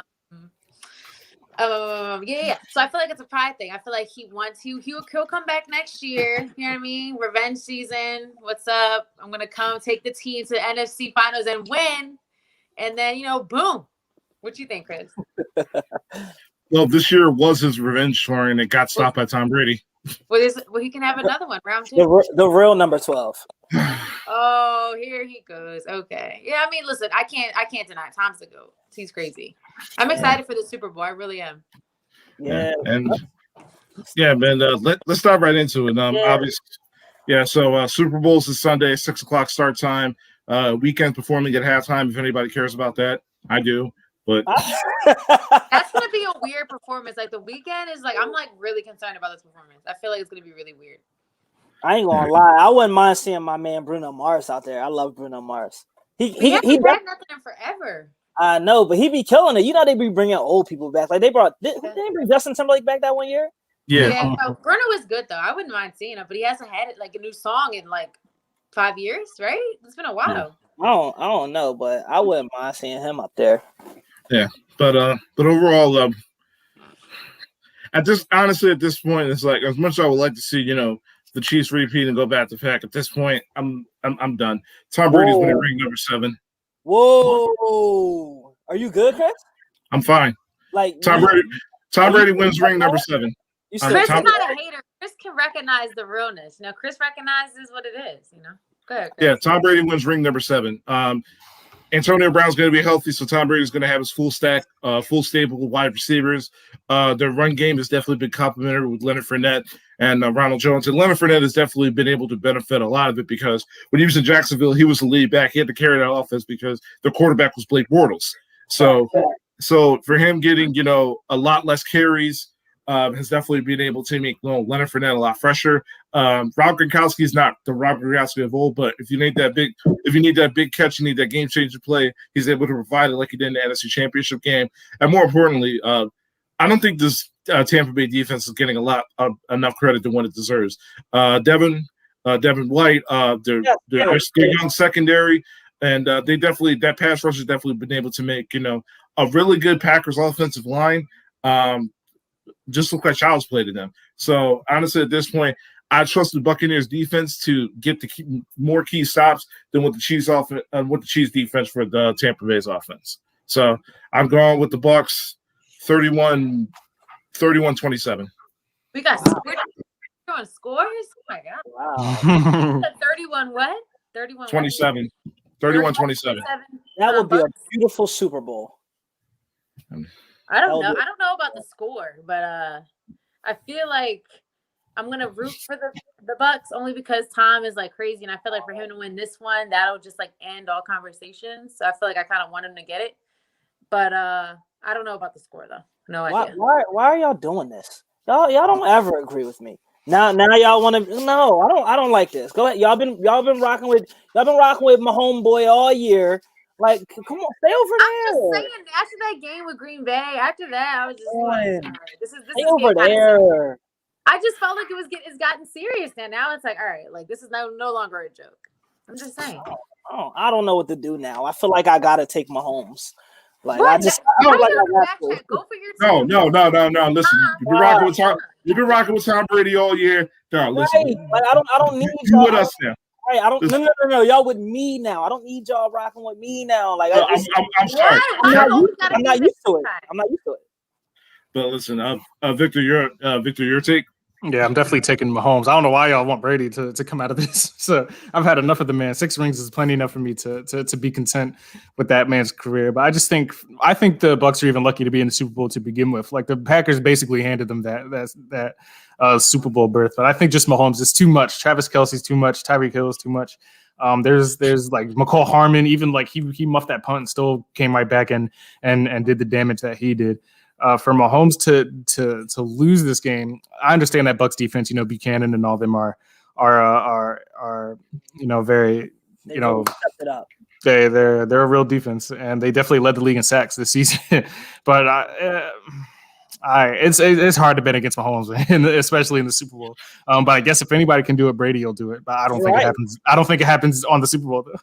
Oh nah, I'm definitely going. I thought the Bucks were low key going to be like 9-7, like a divisional round exit. Like I had no faith in the Bucks this season. Thank you. Like I felt the same way, Vic. No, like how could y'all think that? Like Jameis Winston had a lot of these same weapons through 30. It was just. He also threw 30 picks. I know he threw 30 picks as well, but it's like if we get a quarterback who can limit the turnovers, I don't see like why they wouldn't go ahead and make that step, and that's exactly what they did. And they didn't just get any quarterback; like they got Tom Brady. The thing about Tom Brady is like you gotta appreciate it. Like you can't be a hater no more. Like I get it. Like 6 rings is enough. But I mean, how much do you need? Then you went and got Antonio Brown, and then you got Leonard Fournette. Like he needs all that. The GOAT needs all that. He don't need all that. But you just clearly he did. He wasn't winning games until they did it. Nah, man, you just gotta appreciate it. I appreciated Tom Brady after that Atlanta Super Bowl. That's what did it for me. I was like, I can't argue it no more. Yeah. And then we beat them, and now I don't care. So, I mean, but this would be a huge win for Patrick Mahomes' legacy. Hell yeah, it would be. Like it would be a major win. Like definitely top tier, especially with the resume that he already has with his young career. And you knock off Tom Brady on his way out. But the thing about that, it's tricky when you play with guys like Tom Brady and LeBron, because it's like when their downfall starts to happen, you already got Father Time as an excuse for them as to why it's happening. So it's just like, that's why it's like might as well just like appreciate whatever they do at this moment. So you're saying if Mahomes beats Brady, that it's not really like a true, like full beaten Tom Brady because he's on. Yeah, it is. No, it is. Oh, it is. It is. That's what Mark said. I want to clarify. Is that what you're saying? No, I'm not saying that. I'm saying how the media, even though I guess we're a part of the media now, but me personally, no, I wouldn't say. You don't want to be the media. I'm not even the media. You don't want to be. I don't get paid enough to be the media, so you don't want to be. Right. That's what I'm saying. No thanks. hey, we talking it. But no, I personally wouldn't say that. But the writing is on the wall. That's all I'm saying. It's like the excuse is already there for him. I slander the media on the TL Daily, so I can't be the media. I will not be employed by the media. The anti-media. Yeah, that's it. Yeah. I can dig it. So Vic, you said you're a betting man. Right now the spread is at 3. What do you betting? You do the spread or the money line? So I try to stay away from the spreads because I've been screwed over way. I got screwed over on the Bills playoff spread. So after that, I was like, I don't do these spreads. And if I had to do the money line, it would be the Chiefs. I took some player props in the game. I'm kind of a bigger player prop person. I might have to retire from that because I bet on Paul George to hit 2 threes the other day. Because there was reasoning behind it. He had 14 straight games with 2+ threes. And I was like, he's automatic. He makes at least 2 every game. Bam, 1 for 8. The minute I throw money on it, he's 1 for 8. I can't do it anymore. I can't do it anymore with it. Nah. I bet on John Wall to score 20 yesterday. This man had 18 after 3 quarters, and he didn't play the whole fourth because they were up 30. Like I can't win. I can't do this. Like, when it comes to the player props, you got to bet on the guys who you know are a sure thing. Like when it comes to stuff like that, I'll bet. Like for example, like John Wall, I wouldn't take his over. I meant to bet 15. I really dead ass meant to bet 15, but I hit 20 by accident. I was like, I'll ride it, and then like I would just take like his assist and rebounds instead because like the points are just too shaky. Like you just never know what they're going to give. Everything like Houston is shaky. Like Oladipo, Wall, 15+ is maybe the only locks on that team. Like after that, Christian Wood. Christian Wood is probably the biggest lock on that team. Honestly. Yeah, he's the most consistent, like points wise for sure. I'm excited to bet for the game tonight, Brooklyn and the Clippers. I'm definitely going to get a parlay popping when this is over. Yeah, when this is done, I got to get the SGPs going. Yeah, gotta definitely get those popping. Lose them all by 1 leg per usual. Yeah, that's pretty much how it goes. You know, always close from winning about $1,400, and somebody messes it up. Yeah, I'll cook one up and let you know what I'm working with. Say no more. Say no more. Honestly, the last player props I did was one on my birthday when they played the Hornets. Ben Simmons triple-double. I'm like, you know what? It's my birthday. Ben, look out for me. I don't care if you get those 10-point triple-doubles. Just look out for me. And he looked out for me. And the other one I did was I had $5 left on DraftKings, and I bet on Austin Hooper getting an anytime touchdown against Cleveland. But I was concerned at first because they were up 21-0 with like getting turnovers. I'm just like, they're just going to be run heavy. Next thing you know, like Baker Mayfield play action, Austin Hooper got made out with $20. I'm like, yes. I did like the Kobe fist afterwards. I'm like, I'm not gonna lie, I haven't like had like a big win in like 3 weeks. Like I've been hurting, and I've been like close by like 1 or 2. I won $1,200 last week off a $20 bet, and that was only because Jaylen Brown like the bet was crazy. I needed Jaylen Brown threes, and I needed Jeff Green points. It was crazy. And I needed, and it was the night that it was the night that the Sixers beat the Lakers. And I had Sixers money line in the parlay too. And when they almost lost that game, I'll tell you that's the last time I'm ever putting a Sixers money line in a parlay, because I'll be damned if I lose money because the Sixers decided to choke one. Yeah, that was definitely a close one, but they had the odds on that money line though. Yeah, that's why I picked it. That's why as you should. I tell you. And Tobias, I never loved Tobias so much in my life. Oh yeah. And if you and a loved one feels like they have a gambling addiction, please dial 1-800-GAMBLER. You already know. I know the number. I got that number on speed though. Talk to them once a week. But speaking of the Nets, the Sixers do play the Nets, during this week. So, what's your expectations, for that game? For Ben to strap KD, that's my expectation. Now, when you say strap, like you mean hold him to 25. I'm cool. Oh, okay. That's what I was going to ask you, like 25. I don't mean nobody's going to clam KD like he's KD, but if you can hold him to a 25, like 30 at the most, I'm happy with that. I mean, Tony Allen did. Yeah, I mean, okay. You say Ben to strap KD. I want Joel to go for 45, like easily. I want him to go for. They have no big man, so what are you gonna? That's what I'm saying. Like DeAndre Jordan gets 6 fouls every 20 minutes. So yeah, and that's what I'm saying. He should and I want it to happen. And I know, like some of y'all like really think I'm not a Sixers fan because I was so hard on James Harden, but like I am. You wanted James Harden? Absolutely.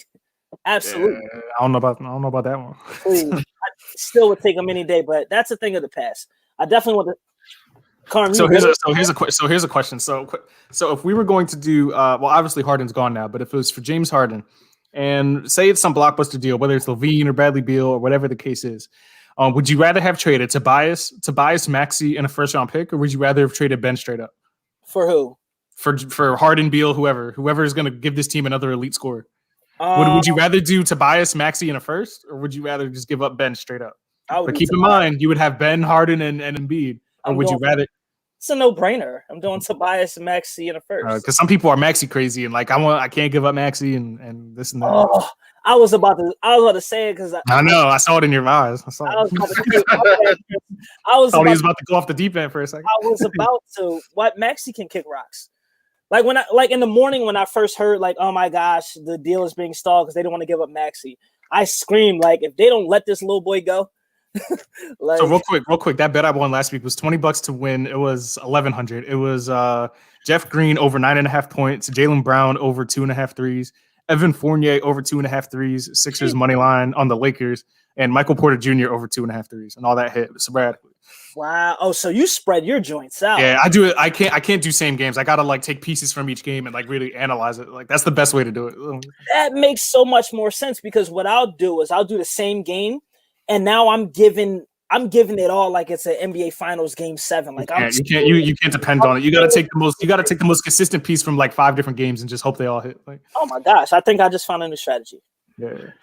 Oh man, all the talk, man, love it. all the talk to lose money. Yeah. Let's throw our money down sports and let's talk about it. Right. That's true. Love it. I mean, hey, whatever. I feel like so many people are into that, even more so now. It's like getting crazy. So I get it. Yeah, because it's more accessible now. Yeah. But I don't gamble, but I mean, you guys make me want to, but at the same time, it's like, if like, say I bet on Ben and he does some dumb shit, I mean, stuff, I'm gonna be mad. Well, I mean, I did that one time. I bet for him to make a 3. It was like I just threw like a little $10, and the odds at the moment it was like plus 900. And then like when he hit that 3, Kris caught me because like I had like a little bit of a delay on my TV screen. Kris like, yo, Ben just hit 3. I'm like, wait, he did a what? And then I looked and I seen him hit that John. I got so hyped. So I mean, I could teach you a little something. Ben, he comes to the clutch sometime. Yeah, this is it. Try it. He'll get you a 10, 10, and 10 with the odds plus right 250. And do you get the money right away, or do you gotta wait? You get it. So it has like a little account. Yeah, well, for FanDuel, they cash you out right away, but then you got to withdraw it to like a PayPal that takes like a day. And then, okay. Yeah. Now they're pretty good about giving your money for the most part. Yeah, you'll get it. I do like to boost on DraftKings. Like sometimes they have better boosts, but I do most of my stuff in FanDuel. But I live in Jersey, so I can't do Barstool and like all that stuff. They don't have that over here. So. Don't get me started on Barstool. Yeah. They only have that in PA, so I got to go over the bridge if I want to involve in that. just for them to catch your location. Yeah. Oh, yo, the worst thing about FanDuel is the location verifications. Like that's the worst feature, and I've lost money just because on them messing up that function. Yeah, and I got to verify every time I go. Yeah, it's so annoying. It's so annoying, bro. It is annoying. I remember I was in Delaware a couple weeks ago, sick. I couldn't make a bet. I'm like, I'm going home. One time I placed a bet in PA, and then I came home to Jersey, and then I couldn't see my bets. They were like, "Oh, like you have to go to the PA one," and I was like, "This is ridiculous. Like, why do I have to do all this?" Oh, we have a problem. We clearly have a problem here. Yeah. So, all right, Super Bowl MVP predictions to go along with y'all winners. So, I mean, Carm and Kris, y'all both chose Tampa Bay. I did as well. Who do you think would be the Super Bowl MVP? It's gonna be Tom Brady. TB12, man. Yeah, y'all really some Tom Brady cappers in here. I've never liked Tom Brady. Like through the years, I've like could not stand him. But I don't know what it is. I just started to I'm like, dang. And he glowed up for you. Yeah, like it's just happening. Yeah, I guess that's what it was. I'm gonna say Leonard Fournette. I think this run game is going to be pretty strong against that Chiefs defense. Call me crazy. Yeah, you're crazy. I wouldn't be shocked though. The run game goes insane. And Vic, let me guess, what you going, Patrick Mahomes?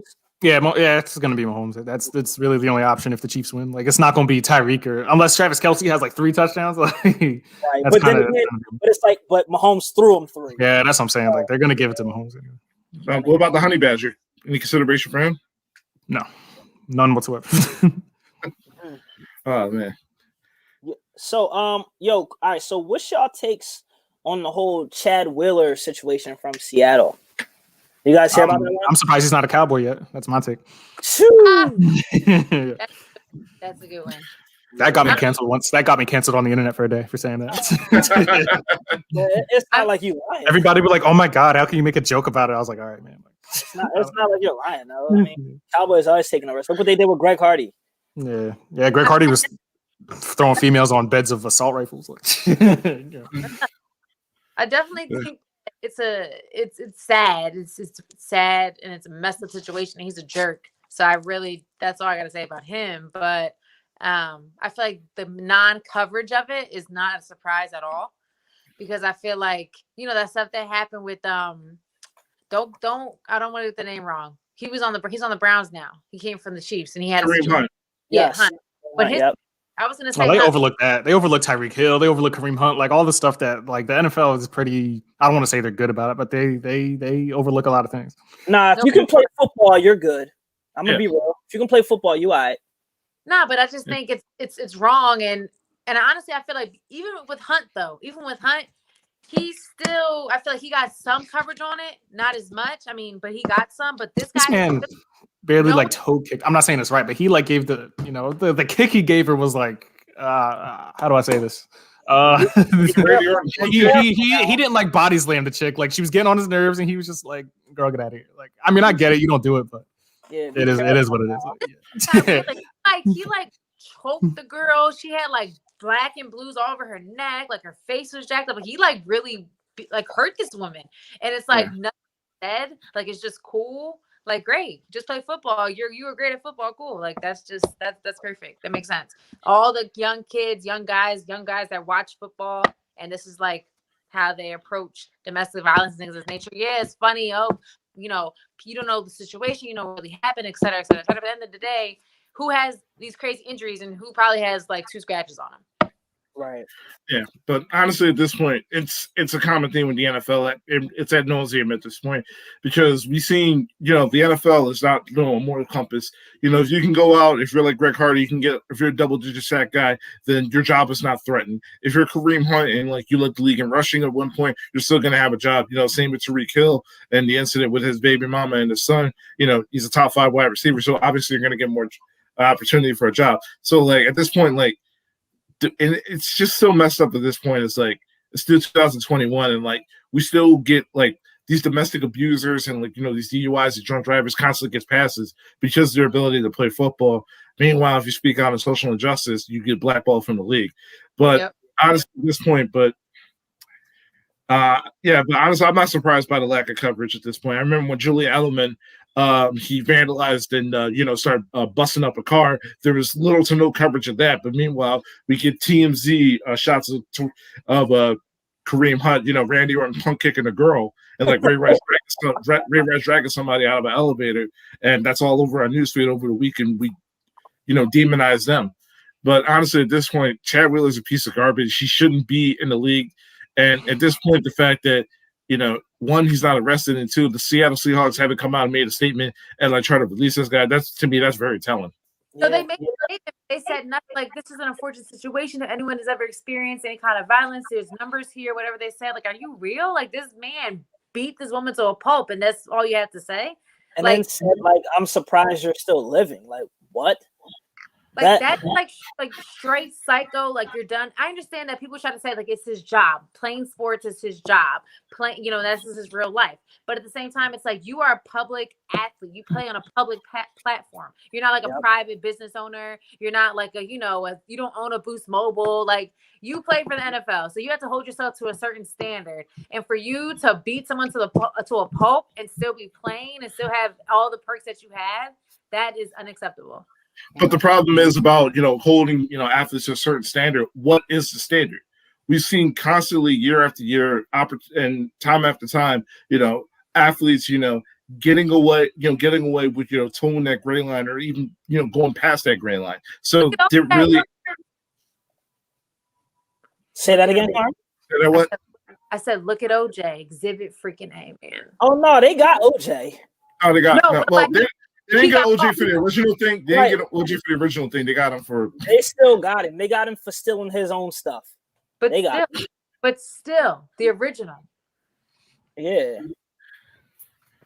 All I'm saying My biggest issue with the whole thing is the dude tried to once he got caught, he tried to be like, oh, I had a manic episode, events transpired and I'm getting help. Like, oh, so when you say events, you mean like attempted murder. and now he's trying to, he's brushing it off like, I'm getting help. I'm sorry, all this. And I just don't like the narcissistic behavior, because people like that refuse to see themselves in a bad light. So I doubt that he even thinks he's wrong. That's kind of the most disturbing thing about all of this. You hope the woman gets help and all that stuff. But as far as him, I doubt he thinks he did anything wrong, and that's kind of the scariest part about it.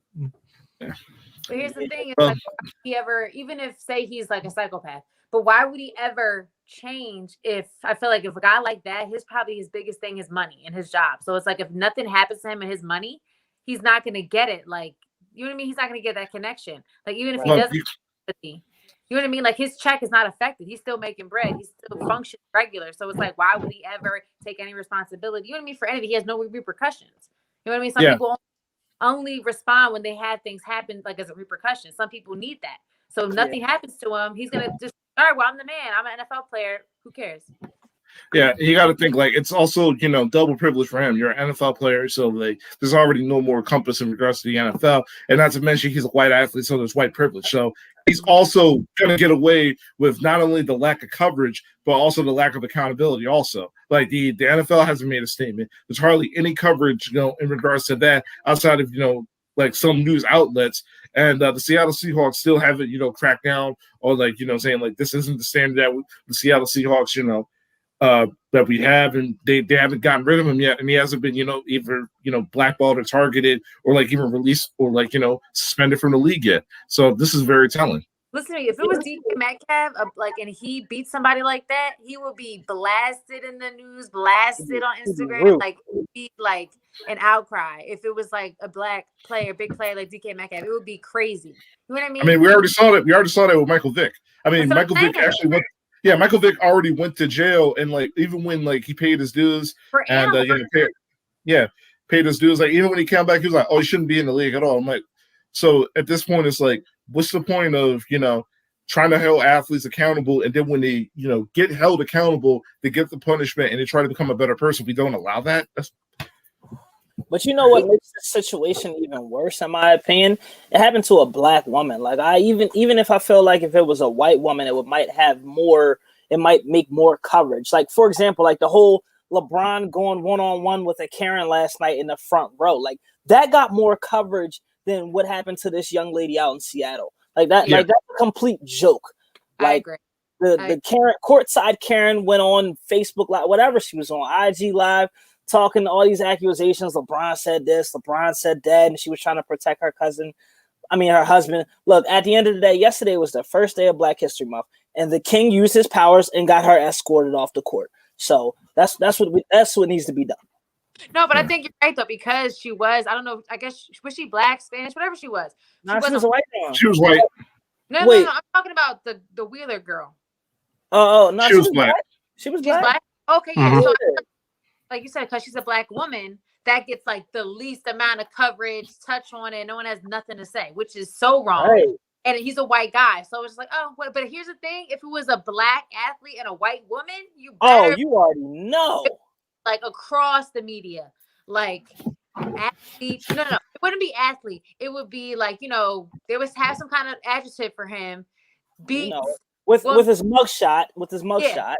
Right. You know what I mean? But like the whole narrative, the whole language would be completely different.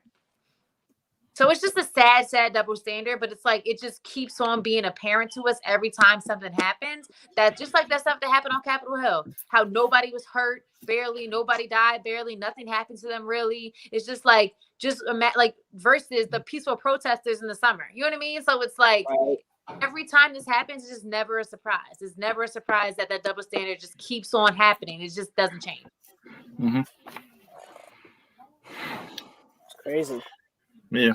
So I hope that girl, like, I hope she's all right. You know what I mean? Because that's a horrible situation. Yeah. I was gonna say I gotta just to change topics a little bit. Quick question for my gamers out there.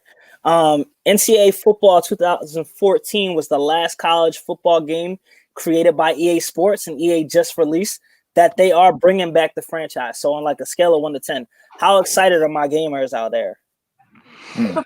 I would have been excited like 6 years ago. Well, because I think I'm 27 now.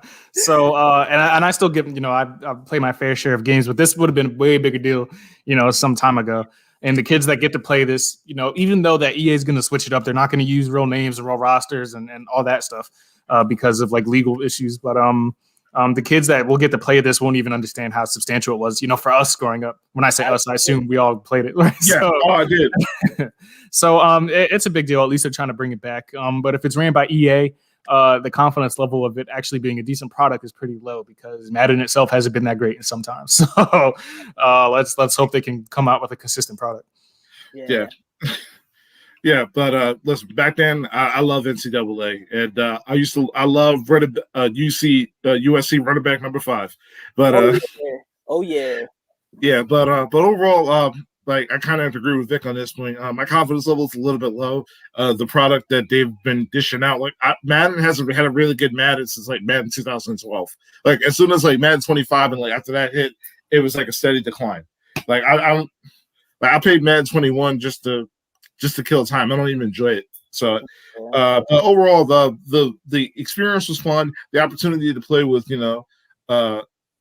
over a multitude of different schools, and I remember definitely back during the game, like they actually had a function where it's like you actually have to go to class and like you actually have to take tests with like the major you pick. So back during like when I wanted to go to so like back during then like I wanted to be a math major, so like, I would take like math tests. And like I would just be like, all right, cool. Get a 100 test. I'm like, cool. I qualified to play my game against Wake Forest this week. You wasn't eligible.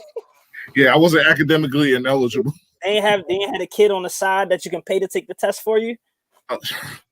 No, honestly, if they do have that feature, I'm like, oh, cool. Now we're getting the actual college football experience at this point. Right. Like how much VC you got to give up to pay that.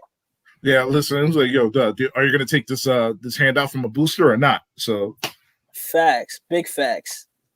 Yeah, but I was gonna say I agree with you. I'm like I still game here and there, not nearly as much as like I used to. My attention span isn't quite the same. Like I might be good for maybe like 2 hours, maybe like throughout the day. That's short amount. I guess that's short amount of time for a guy. No, compared to the way I used to game, like I could still pull off 2 hours, like before I get bored and want to do something else. So I think I agree with the guys. I missed the boat on this one.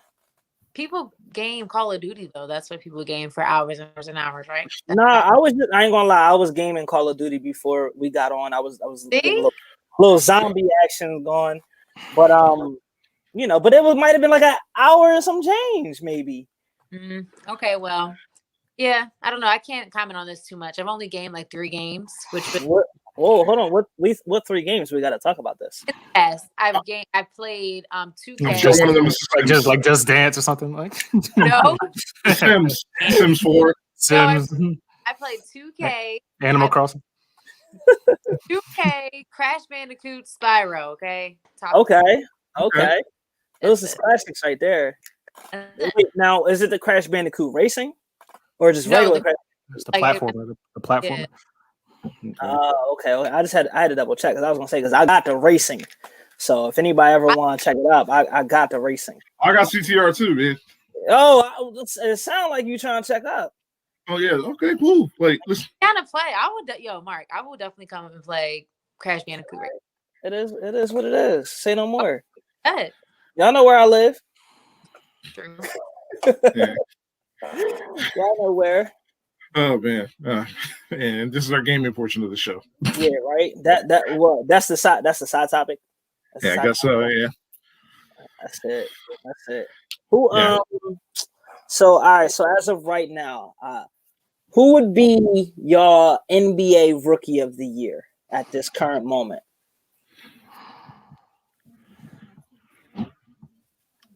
You would probably have to say Anthony Edwards. Would it be Anthony Edwards at this point? Between Anthony Edwards and James Wiseman. Or LaMelo. Don't you gotta like... He's starting now.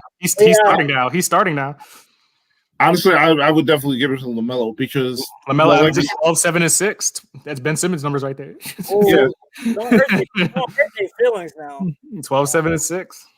Yeah, but listen, him being on the court over 26 minutes, like they have a winning record. Like they're 5 games over 500. When he plays significant minutes on the court, and Terry Rozier's on the bench. So I feel like if he continues to start, the Hornets get a playoff spot. I think you have no reason not to, give that spot to him.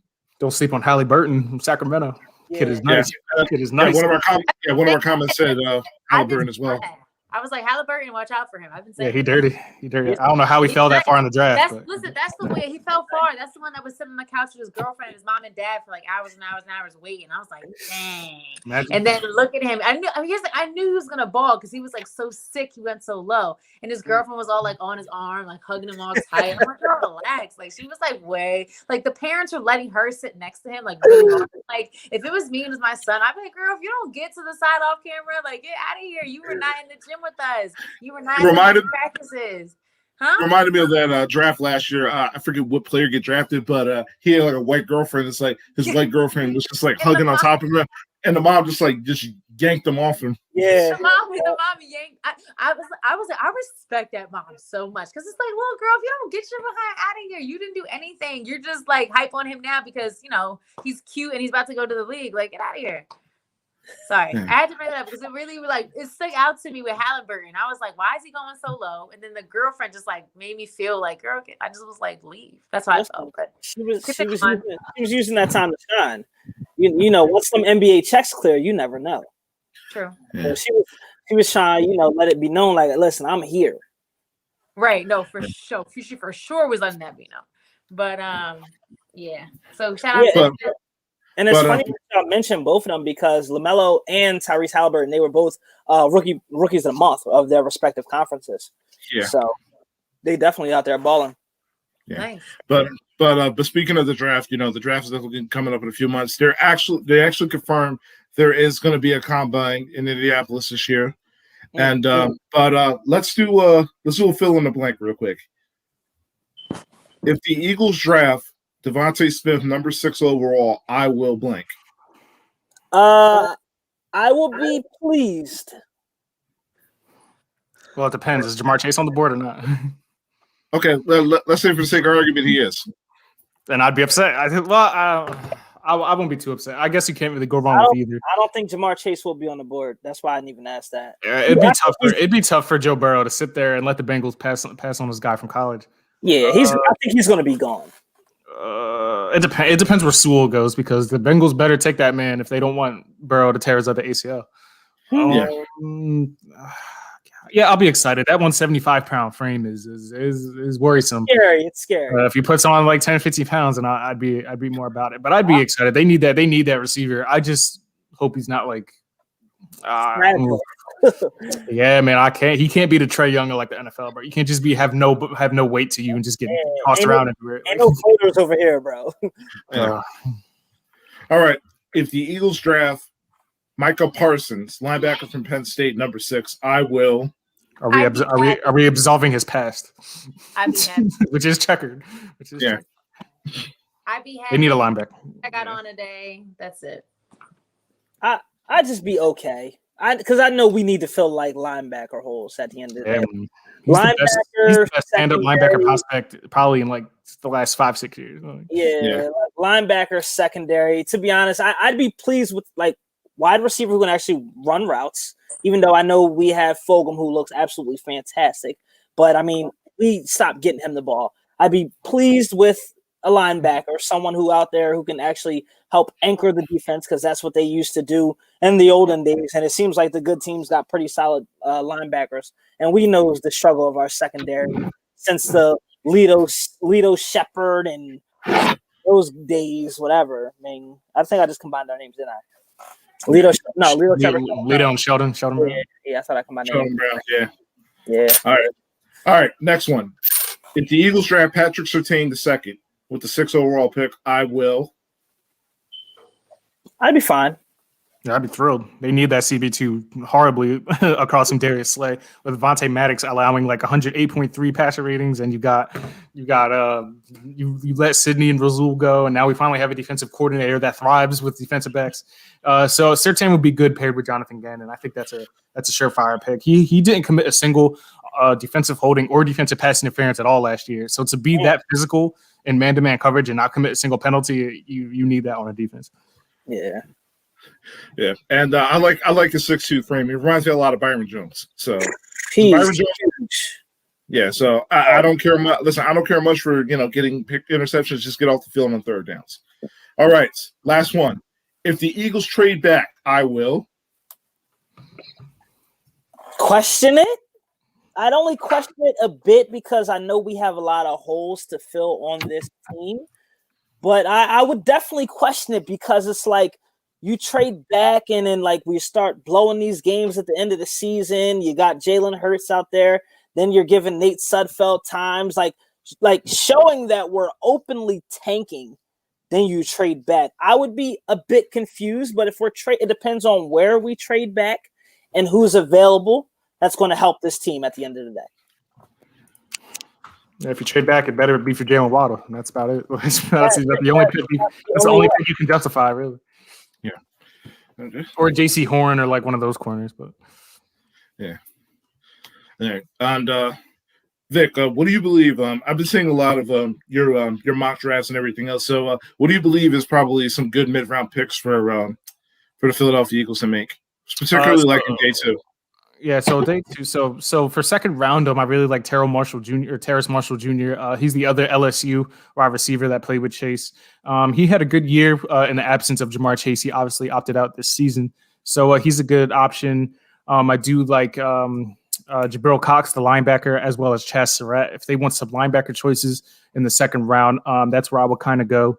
And Daniel Falele, he could be a good option in the third round. He's a 400-pound offensive tackle, also with a rugby background, just like Jordan Mailata. So if Jeff Stoutland wants to take on another rugby project, that's certainly some options that he could be looking at.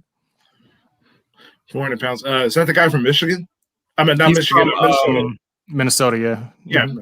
Yeah, because I remember like 2 years ago, they had that lineup where it's like all the offensive linemen averaged around like 350 pounds and like 6'6". Mm-hmm. But yeah, I would definitely love Jabril Cox in the second round. I saw him this past week during the Senior Bowl when I was down there. Really good instincts, and I think he'd definitely be definitely be able to show up that linebacker spot with him. Don't sleep on Asante Samuel Jr. Asante Samuel Jr. Don't sleep. He's a bit undersized, but he has the ball skills necessary.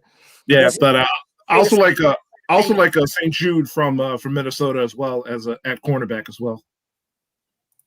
And Trevin Moehrig, the safety. Who's the other guy? Richie Grant, safety. Also, he's a good prospect. Yeah. Asante Samuel Jr. player, same position his father played. Of course. Yeah. Of course. Okay. Just had to double check. Okay. Yeah.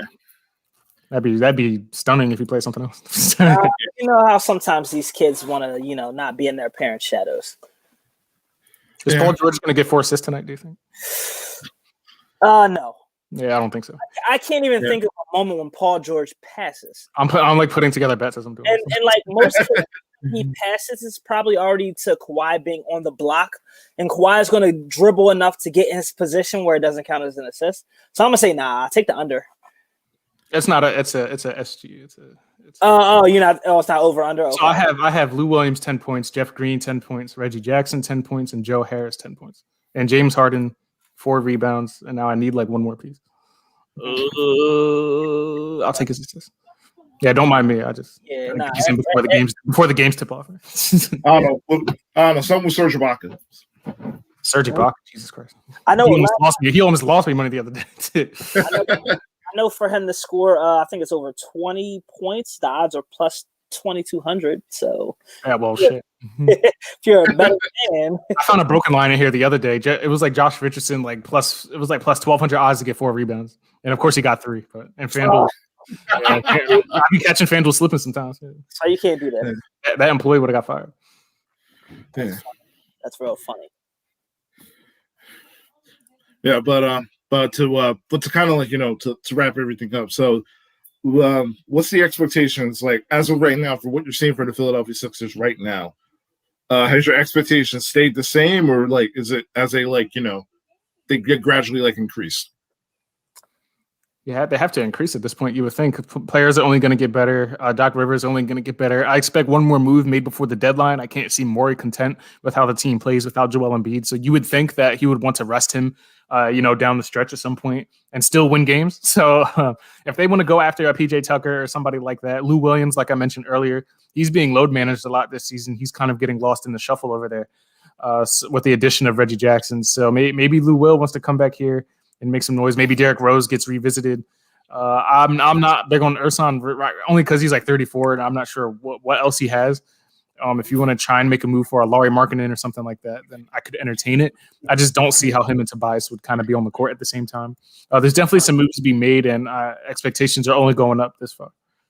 Yeah. You want to go first, Carm? What was the question? Kris, what was the question again? At this point, what do you expect from the Sixers at this point? Like trade or just going forward? To win the title. To win the title, of course. Oh. To beat Brooklyn. I mean, I think that our biggest competition obviously is going to be the Nets. Even though they haven't showed us their best as of yet because their defense sucks. But I feel like, if KD can keep KD and they can win some games and if they come up against us, I feel like that's going to be the biggest test is just the Nets. Besides that, if we play up against the Lakers, because I feel like it's going to be the Lakers in the West, and if we get to the finals, I think it's going to be cognizant on our defense, our ball handling, and just if Ben can just give us over 15 every game. Happy, Mark? I didn't say anything. That's a good take, Carm. What I will say is, believe it or not, I'm a little bit optimistic. I do feel like we still need one more piece, just to kind of agree with what Victor said, for those games when Joel isn't there, because you're just uncertain. If the guys like Tobias, and even though I said Tobias isn't on my hit list right now because he's been playing absolutely fantastic. He shouldn't be. No, he's not. But we know how inconsistent he can be at times. Even though, I said, the past 3 games he's played great. That middle game he had 11. But I get it. Joel went off for 37. I get it. Nobody really did anything, and Joel didn't even play the fourth quarter. But I am a little bit optimistic. They continue to pull me in when I'm out. That's what they do. They pull me in when I'm out. They just show me flashes and glimmer of hope where I'm like, you know what? We good. We got enough. Me and Kris just laugh at you, Mark. Me and Kris just. That's fine. That's fine. Just laugh at me. I'm being honest right now. And then there's moments where I'm like, oh my God, we still can't do anything in a half court set without Joel. I don't want it. I don't know. I need help. We need perimeter scoring. Like, I still have my moments, but I'm feeling a little bit optimistic right now, especially with us holding the number 1 seed currently in the Eastern Conference. I just want to continue to see us play against the marquee teams to see where we stack up. Like, I understand, we just played very well against the Los Angeles Lakers, but we went like scoreless for like 4 minutes until the Lakers had that game. Too. The Lakers had an off game. They were missing free throws. AD was like his knee kind of hurt him. You know what I mean? Like they weren't playing like to their caliber either. So we dropped the ball. So it's like we got lucky that we won that game because we had that game the whole game, but they weren't playing good the entire game. So but you know what? I'll take it. Like Jay-Z said, moral victories are from minor league coaches, but I will take it. Like that's one right there I will take. Yeah, I think also champions. I think also one of the biggest signs for me was, for years that Marc Gasol always did a good job on, guarding Joel Embiid. And like you saw Joel Embiid, his confidence is that, like Joel Embiid's confidence was sky high this year. And it didn't even matter if it was Marc Gasol or Al Horford or, the last spirit of Hakeem Olajuwon. Joel Embiid's going to get his. But listen, like if God forbid, like this 16 gets to the finals, I'm really confident that they could pull it off. I mean, Anthony Davis can't guard Joel Embiid. Marc Gasol, like he's barely playing 20 minutes a game at this point. And their best big off the bench, Montrezl Harrell, he's going to be put in the blender as well. The only thing you really have to worry about is like trying to slow down LeBron at that point, because if you can just get the ball to Joel Embiid and wear down Anthony Davis on the defensive side of the ball, then this is definitely a matchup that I can best see. But however, they got to get out of the East. Hold on real quick. The Lakers were smart to not put AD on Joel in the beginning because he would have been in foul trouble right away. Yeah. So AD's not even going to really guard Joel, but Joel's going to guard AD, as you saw in the game. Yeah. Like Joel's going to take the best big on the floor. He has to. Yeah. But the matchup, honestly, like the matchup that I'm definitely going to be curious to see that if the Sixers do hold on to the number 1 seed, and if I follow like Brooklyn's like number 2 and like Boston's number 3, that 2-3 matchup between Boston and Brooklyn is definitely going to be interesting to watch. Oh, I agree. Yeah, I agree. Tatum can go off at any moment. Yeah, but they're not as good defensively this year. Neither are Brooklyn. No, I think honestly, for Boston's end, the X factor has to be Kemba Walker at this point, because Kemba Walker at this point he's a liability on the court. I mean, obviously at this point, because they try to get him involved in them closing the game out in the bubble several times, a few games out last year, and that was the reason why it took them that long to close out that series with Toronto, because they tried to get Kemba going instead of just giving the ball to Tatum. Right. I think at this point, when the playoffs come around, just give it to Tatum and then have him and Jaylen Brown take turns, taking over in the fourth quarter. I think the whole thing with Kemba Walker, I think that Kemba Walker experiment is shot. Yeah, I mean, you can look at how the Celtics closed out the game against the Lakers over the weekend. Like, that was prime example. Like, all right, look, Kemba's not your closer anymore. They were in reach of beating the Los Angeles Lakers, and they just missed it. Yeah, like the Lakers walked out unscathed, and they just missed it at the end of the day. Yeah, but overall, I think the Eastern Conference is going to be a fun, probably the better, better playoff field. You got Brooklyn, you got Boston. The Pacers have definitely has been a top tier seed, especially with Domantas Sabonis coming back from injury. That's because he missed the bubble last year and they got swept for the Miami Heat. The Heat are finally back healthy, so maybe they might make a playoff push. You still got a young Hornets team led by LaMelo Ball, Devontae Graham, Mikal Bridges. So it's going to be fun to watch. Can't none of them guard the MVP. That's all I'm saying. And that's Joel Embiid. Yeah. Kris, play that song, bro, before we get out of here. Play that song. What song? The 1, 2, 3, 4. Nah, the Sixers song, of course. Anyway, 76ers, everybody. There you go. 76ers. all right. We got to be better prepared next week for that. Everybody. I'm gonna go acapella next week. I'm gonna start the show up with 76. I'm gonna sing it next week. Hey, my God. good. Hey. And hopefully really rocking in the back. Yeah.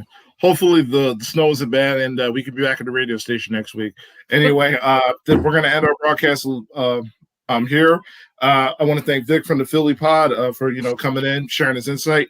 No worries, homie. Appreciate it. Yo, Vic, thank you for joining us. Where can the people find you? You don't want to find me, but if you want to enlighten yourselves, you can follow me on Twitter at the Philly Pod and follow the Liberty Line, thelibertyline.com on Twitter as well at Liberty Line PHL.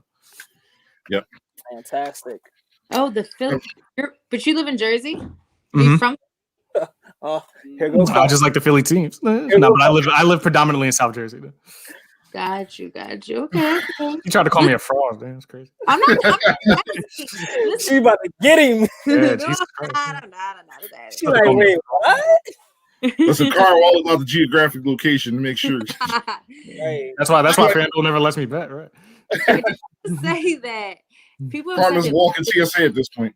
They love this view of us that everyone can be seen from Kris. They want to see your beautiful face. They never see your face, Kris. They want to see your face. Well, listen. This is probably only a one-time thing. I have the face for radio. That's why I'm in radio. So, but anyway, I want to thank everybody for tuning in. We actually had a really good turnout. I like the way that the StreamYard stream turned out, and I want to thank everybody for turning in. YouTube comments, everybody else, retweeting us, giving us questions. And last question: over under on when Jalen Hurts regains a starting job? Oh my God, no. I'm not entertaining that conversation. I'm gonna say I'm gonna go 4.5. I'm not entertaining that conversation. No. Listen, he'll get a starting job back when whatever team he gets traded to. But anyway, I want to thank everybody for tuning in. Oh my God, stop. Anyway, I want to thank everybody for tuning in to the Run It Back Sports Show, Sports for the Culture. We'll be back in the studio next week, 98.5 on UptownRadioPhilly.org. Once again, I want to thank Vic from the Philly Pod and the Liberty Line for joining us in the discussion today. Until next time, be safe. Make sure you got your shovels. Don't be like Mark and be so snowed in. Until next time, see you later. Later. Peace. Peace.